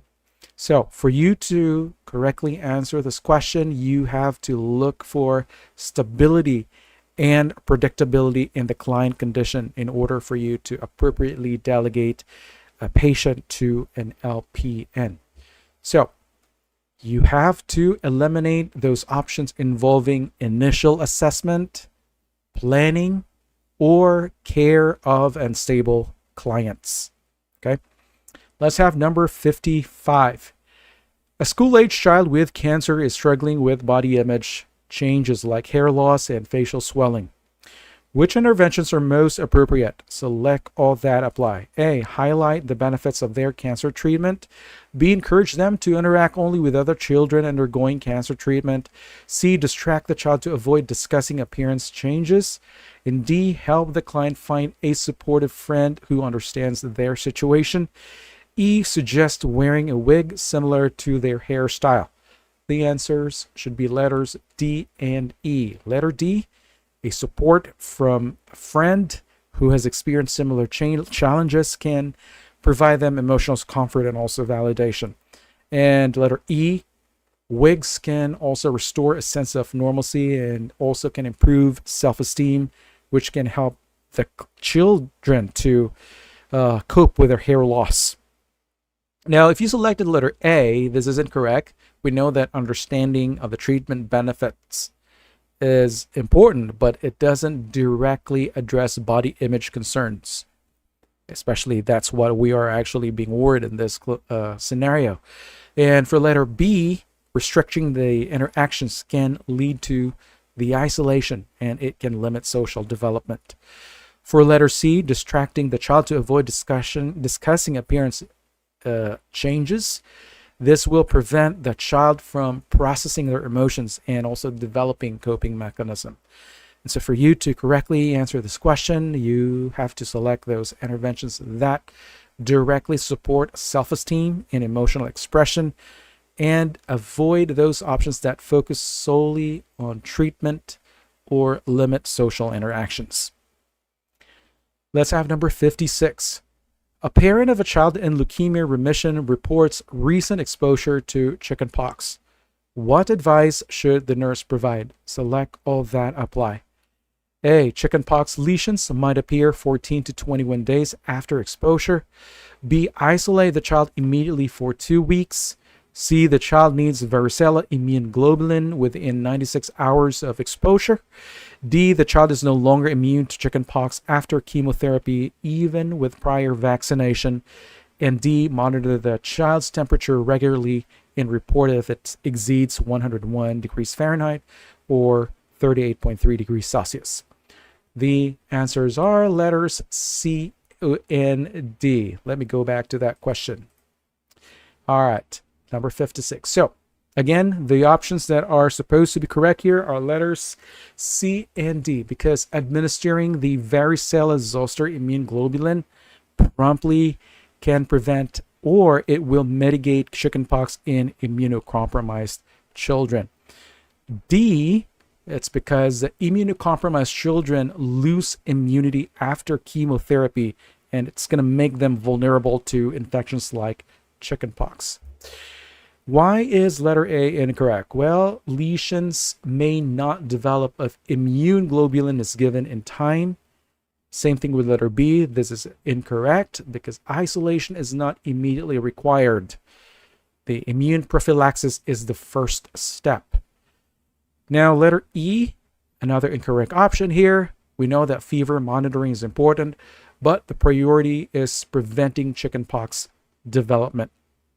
So, to correctly answer this question, you have to prioritize prevention strategies over monitoring or isolation, and you got to recognize the urgency of immune prophylaxis for immunocompromised patients. Let's proceed to item number 57. A client with an implanted port is admitted for chemotherapy. Which task can the RN delegate to the LPN? A, administering chemotherapy via implanted port. B, monitoring blood pressure and heart rate before chemotherapy administration. C, accessing the implanted port for infusion. And D, educating the client about chemotherapy side effects. Your answer should be letter B, because monitoring vital signs such as blood pressure and heart rate is within their scope of practice, and they will not require critical thinking or advanced knowledge. If you selected letter A, this is incorrect because this requires specialized training and also certification, making it as the responsibility of the RN. And accessing the implanted port for letter C requires technique, sterile technique, should say, and advanced training, which are also outside the typical scope of the LPN practice. Letter D is also incorrect because client education, especially about chemo side effects, requires critical thinking and is the RN's responsibility. So don't forget, you got to focus on tasks that are routine versus those requiring critical thinking, education, or specialized training, and eliminate those options involving chemotherapy administration, accessing central lines, or giving education. Let's have 58. The nurse is about to administer medications to the following clients. To which client should the nurse question giving the prescribed medication? A, administering lactulose to a client with an ammonia level of 9 micrograms per DL. B, giving furosemide to a client with a potassium level of 3.8 milliequivalents per liter. C, prescribing spironolactone to a client with a potassium level of 3.6 milliequivalents per liter. And D, providing vasopressin to a client with a serum sodium level of 140 milliequivalents per liter. Your answer should be letter A. The ammonia level of 9 is below normal. The normal range is between 15 to 45 micrograms per deciliter. So lactulose is not needed to lower ammonia in this client. And we know that lactulose is used for elevated ammonia levels, which is not the case here. And so you got to question the administration of this medication.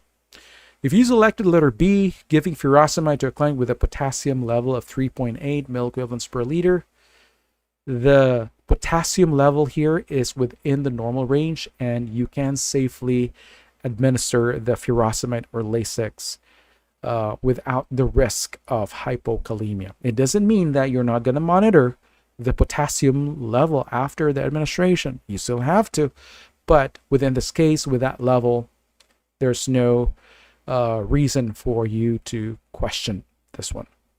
Letter C, prescribing spironolactone to a client with a potassium level of 3.6. Again, recall about what the spironolactone is. This is the potassium-sparing diuretic, and our patient's level is 3.6 within the normal range.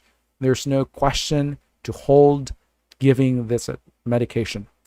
Now, letter D, vasopressin, which is a anti-diuretic hormone for a patient with 140 milliequivalents liter of sodium. This is within the normal range. This medication can be safely administered without any concern for abnormal sodium levels. Again, don't forget the therapeutic or the normal ranges of your electrolytes, and so that you can eliminate those options. 59. The charge nurse is delegating tasks to the RN, LPN, and the UAP. Which task is appropriate to assign to the LPN? A, developing a care plan for a newly admitted client with diabetes. B, removing a peripheral vascular access device in a stable client. C, interpreting complex lab data for a client in critical condition. And D, assisting a client with ambulation post-surgery. Your answer should be letter B. Because removing a peripheral vascular access device is within the LPN scope of practice for stable clients, and it is a straightforward task that doesn't require assessment or critical thinking. If you selected letter A, care planning is an RN responsibility because it involves comprehensive assessment and goal setting. That's why we're going to discard this option. Same thing with letter C. Interpretation of complex lab data requires advanced clinical judgment and should be done by the RN as well. Letter D, assisting a client with ambulation post-surgery. Well, typically this is assigned to the UAP because this is a basic care task. So don't forget, you got to match those tasks to the appropriate level of skill and knowledge of that personnel. You have to assign a routine, straightforward task to the LPN and basic care to the UAP. Well, you're going to have to reserve critical thinking and planning for the RN. Number 60. An RN is supervising an LPN, LVN caring for a client with a leg ulcer, which observation by the RN would require intervention. A, the LPN VN performs a dressing change using a sterile technique. B, the LPN VN encourages the client to consume high protein foods. C, the LPN VN initiates a consultation with the dietitian for the client. And D, the LPN VN documents the appearance of the wound after dressing change. The answer here is letter C, because initiating consultations or referrals is outside the scope of practice for the LPNs and the LVNs. This is an RN's responsibility because this requires clinical judgment and interprofessional collaboration. So if you have selected A, B, and D, these are incorrect because these fall under the LPN, LVN scope under the supervision of an RN. Alrighty, let's have number 61. During wound care, the LPN VN notes increased drainage and reports this to the RN. What is the next best action for the RN? A, delegate the LPN VN to perform a wound culture immediately. B, assess the wound for signs of infection and document findings. And C, contact the healthcare provider for new wound care orders. And D, teach the client to recognize signs of worsening infection. Your answer should be letter B. This is the first RN's responsibility. You should assess the wound to determine if there are signs of infection and to ensure appropriate care and to prevent unnecessary action. If you selected letter A, we know that a wound culture may be needed, but this should follow the RN's assessment and decision making. Letter C is incorrect because it should only occur after the RN completes the assessment. And letter D, another incorrect option, educating the client is essential but is not the immediate priority when new symptoms occur. Again, you have to prioritize assessment when new or worsening symptoms are reported. The RN should always validate. Take note of that. 62. Which tasks can the RN safely delegate to the LPN VN when managing a client with a leg ulcer and diabetes mellitus? A, monitoring blood glucose levels before meals. B, teaching the client about foot care to prevent further complications. C, creating a wound care regimen tailored to the client's needs. D, evaluating the client's response to prescribed antibiotics. The answer should be letter A. Monitoring the blood glucose level is within the LPN, LVN scope of practice. They can perform this task and also report any abnormal results to the RN for evaluation. So for options B, C, D, these are all incorrect. These include education, critical thinking, assessment, clinical judgment, all of which are RN's responsibilities. And so teaching food care, creating care plans, understanding actually will require a much more complex level of understanding. Let's have number 63. After this, again, quickly reminding you to enroll to our NCLEX course. Kindly visit stankos@nclexcoaching.com. Let's have number 63. A client with a leg ulcer is being prepared for discharge. Which task should the registered nurse avoid delegating to the licensed practical nurse, licensed vocational nurse? A. Reinforcing dietary recommendations for wound healing. B. Providing wound care instructions to the client.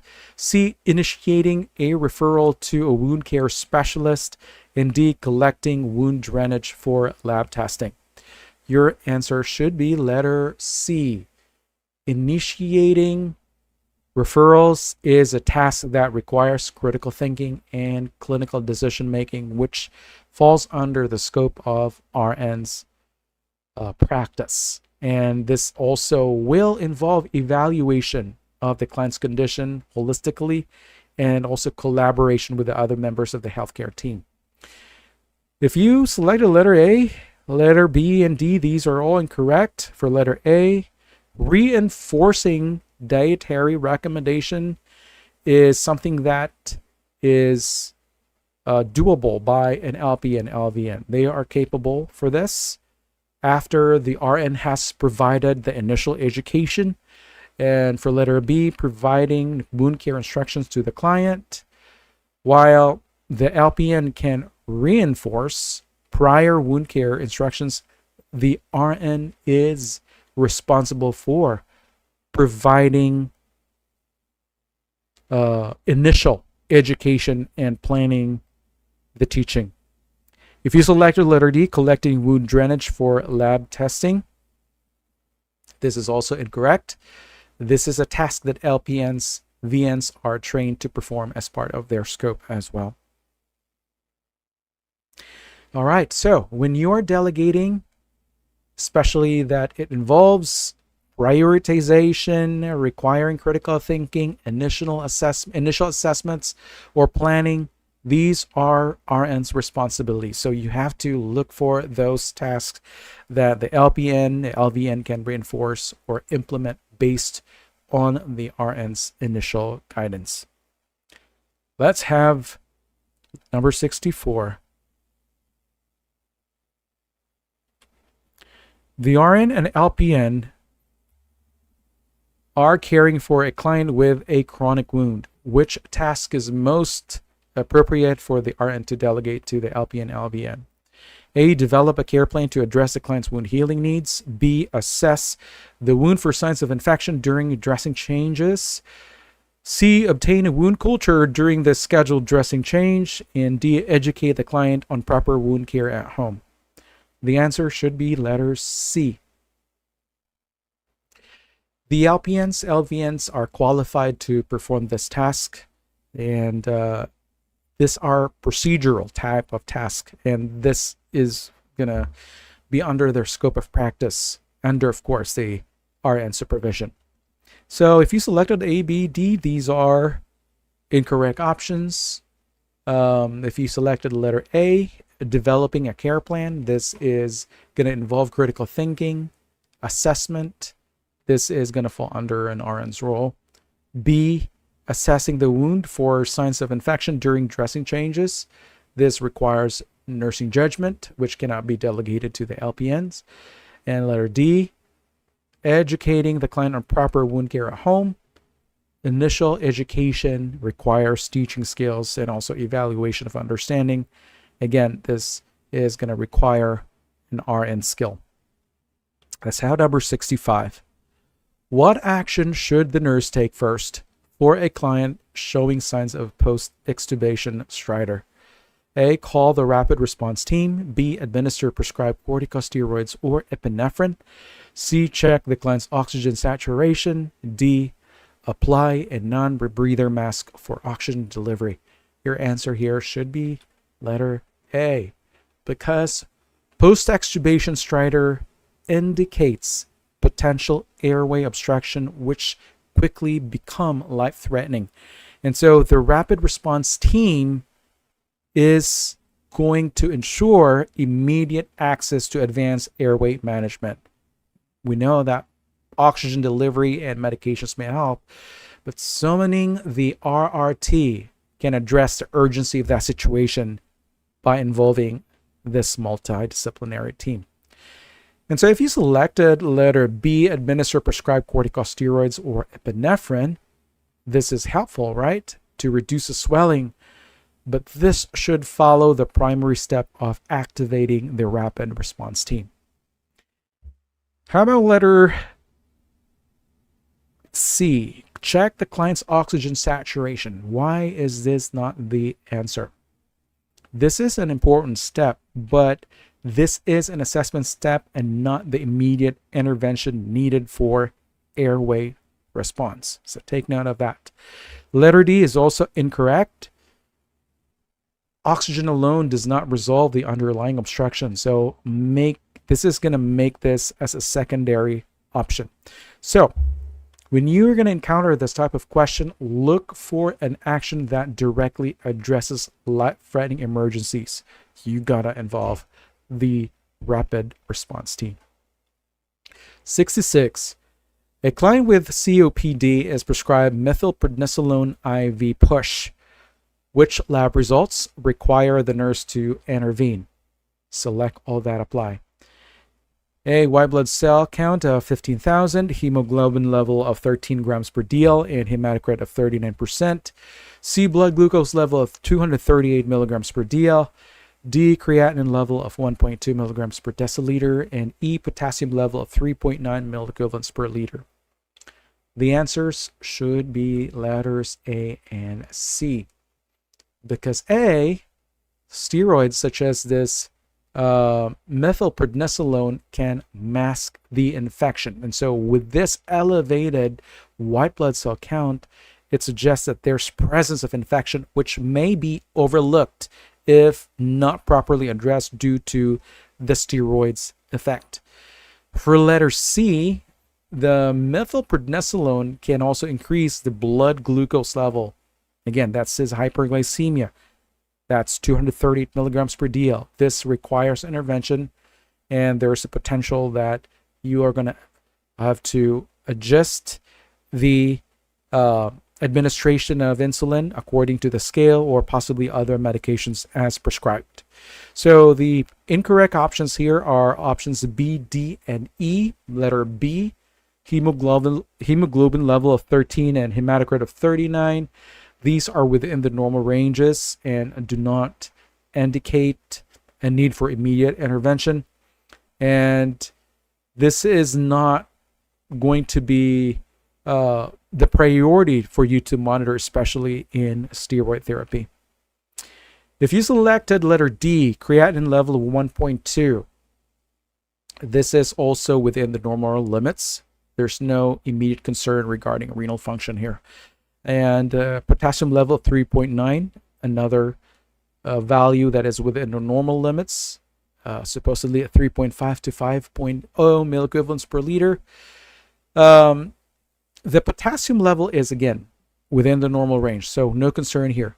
We know that methylprednisolone does not typically cause significant changes in potassium unless there are complicating factors. You're going to keep an eye on this one, but it doesn't mean that this is going to be an urgent concern. All right, so let's proceed to number 67. Which intervention is most important for preventing complications after extubation? A, performing frequent suctioning of the oral cavity. B, monitoring the client for signs of respiratory distress. C, placing the client in a flat position. D, encouraging the client to drink cold fluids. The answer should be letter B, monitoring the client for signs of respiratory distress, including stridor, oxygen saturation, and their respiratory effort to allow early detection and prompt management of complications, possibly airway obstruction or hypoxia. Letter A is incorrect. We know that this is going to be necessary for secretion management, but it's not the most critical intervention. Letter C, a flat position can increase respiratory effort and also a risk for aspiration. So what you should do here instead is to place a patient in a semi-Fowler's position. Letter D is also incorrect. It's not relevant. Immediately after extubation, it doesn't address respiratory status. So You have to choose the option addressing airway and breathing. And monitoring for respiratory distress directly aligns with client safety and post-extubation care priorities. Let's have number 68. A client who has been recently extubated develops stridor. What is the nurse's first action? A. Administer humidified oxygen via face mask. B. Prepare for possible reintubation. C. Notify the primary healthcare provider immediately. And D. Encourage the client to cough forcefully. Your answer should be letter C, because stridor is a high-pitched sound. It indicates airway obstruction, often caused by laryngeal edema, and notification of the primary healthcare provider is very critical in order to secure that airway to prevent respiratory failure. Letter A, this can be helpful in relieving mild respiratory distress, but it will not address underlying airway obstruction causing the stridor. Letter B, prepare for possible reintubation. This is also necessary, but the first priority is to notify the primary healthcare provider for immediate intervention. And letter D is also incorrect. This action is inappropriate and could also worsen the swelling of the airway and can further irritate. So when you're going to deal with a life-threatening symptom such as this one, post-extubation stridor, you have to prioritize actions that ensure rapid intervention. And that's, again, is to notify the primary healthcare provider. 69. Which action by the nurse demonstrates correct care of a client with a chest tube? A. Keeping the drainage system at the level of the client's chest. B. Assessing for titling in the water-sealed chamber during respiration. C. Disconnecting the tubing to move the client to a new position. And D. Adding sterile water to the water-sealed chamber without a physician's order. Your answer should be letter P. The fluctuation, this is what we have as titling in the water-sealed chamber during the client's respiration, is unexpected and normal finding. So it simply reflects there's intrathoracic pressure change and indicates that the system is working correctly.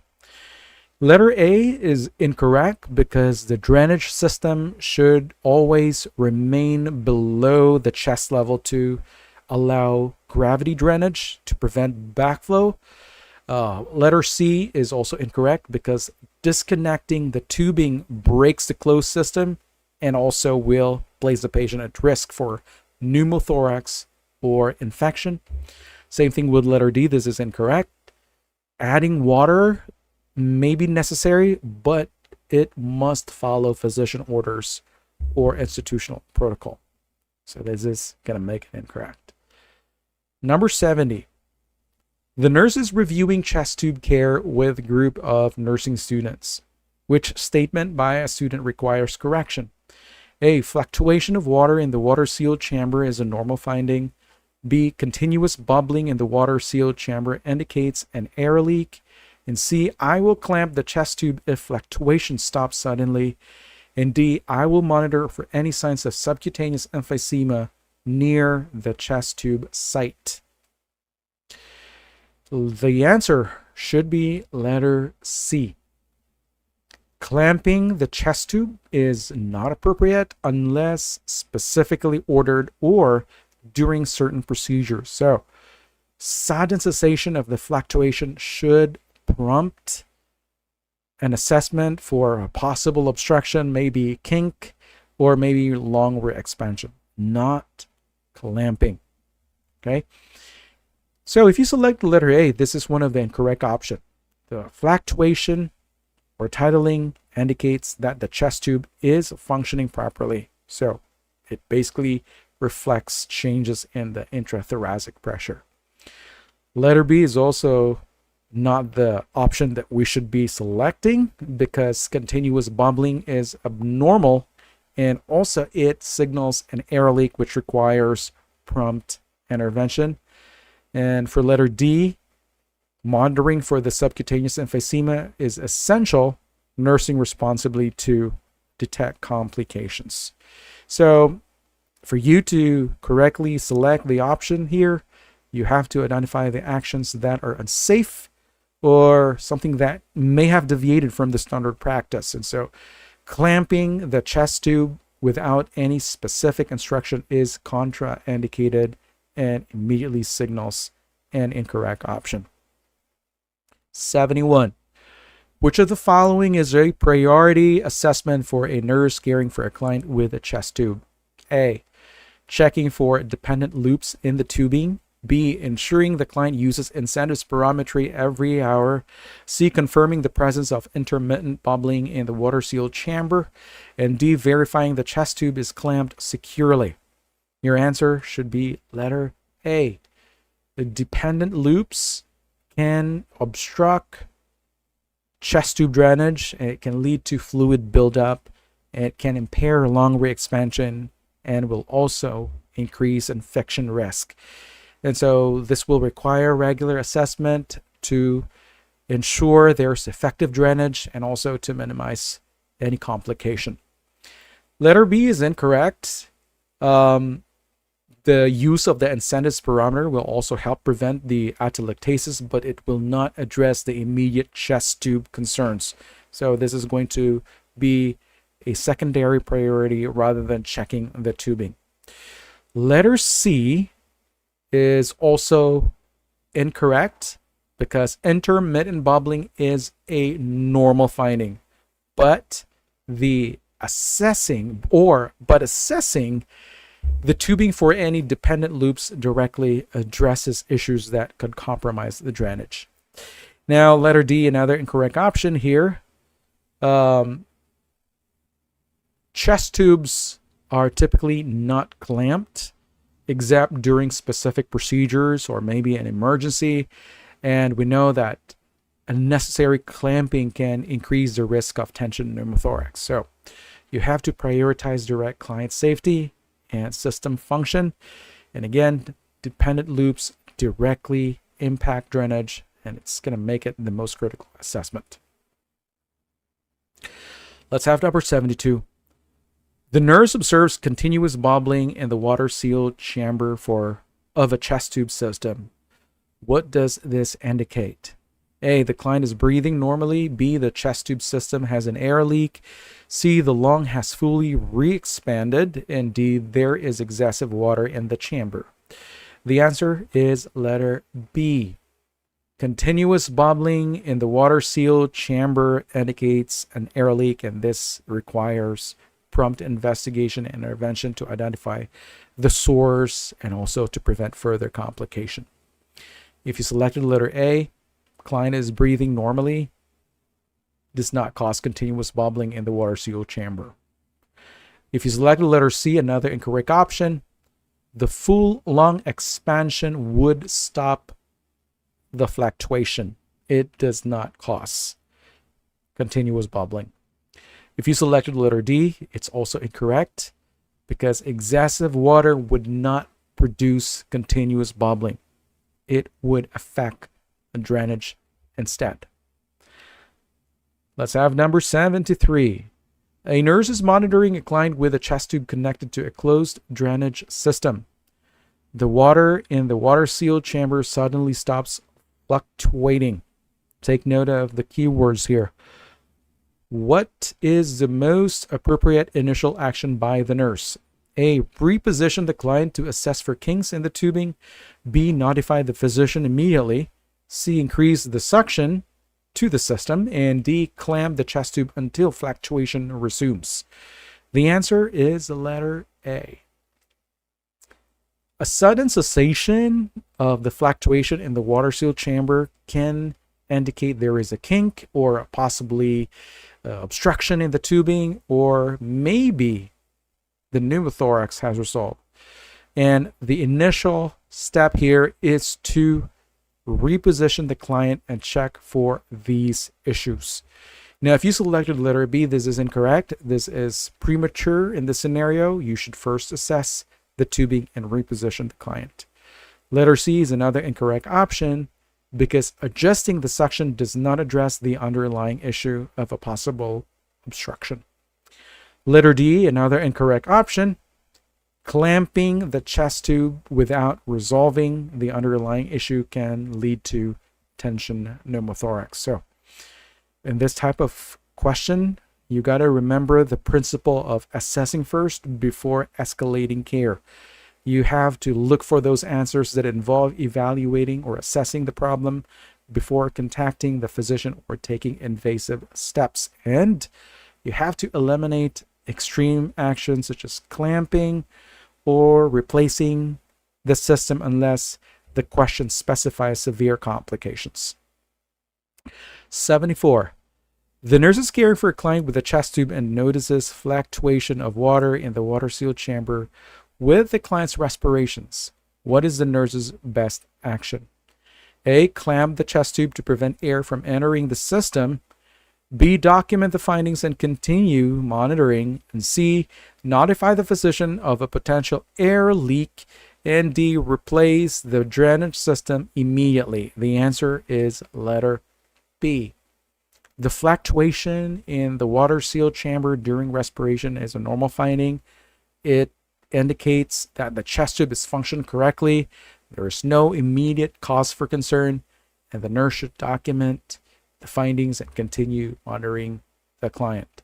And again, if you select letter A, that's incorrect because without specific reason, and if you're clamping it, it can lead to tension pneumothorax. If you selected letter C, this is unnecessary because fluctuation is a normal finding. It's not an indication of an air leak. And letter D, replacing the drainage system immediately is not needed because there is no evidence of malfunction. And we have number 75.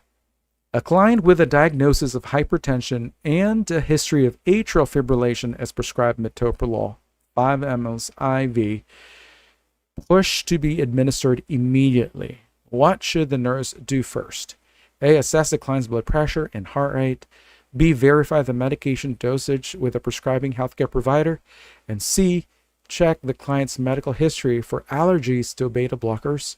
D. Prepare the medication using a 5 mL syringe. Your answer should be letter B. The prescription specifies a volume. Take note that the prescription stated metoprolol 5 mL.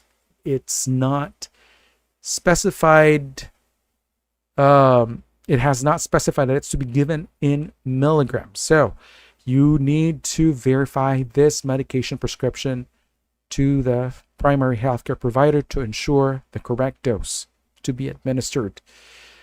All right. You have to verify the dose of this drug, especially that you are treating a patient that has a history of a diagnosis of hypertension and history of AFib. If you selected letter A, assess the client's blood pressure and heart rate, we know that these are important, but administering without the confirmation or verifying the dose is unsafe. If you select letter C, check the client's medical history for allergies to beta blockers. This is also necessary, but this is not the immediate priority when the prescription itself is erroneous. It is unclear. All right. You got to make sure that the prescription is complete. You make sure that there's the medication name, should be of generic, could be brand name, the strength of the dose, the route, the frequency, if there's any parameters, and the reason for the administration of the drug. And if you select a letter D, prepare the medication using a 5 mL syringe. This is incorrect. You should not do this step before making sure that you had verified the dose to prevent medication errors. The key here is to verify, clarify the order. So that's the end of our exercise. This time you have completed the 75 questions. Again, we are inviting you to enroll to our NCLEX course by visiting to the website at www.stankosnclexcoaching.com. And I hope that this presentation has provided you valuable knowledge and enhanced your test-taking strategies. And you got to trust your preparation and also your perseverance, and make sure that you have all these, because NCLEX is within your reach. And I'll see you again in the next series. Thank you for watching this video.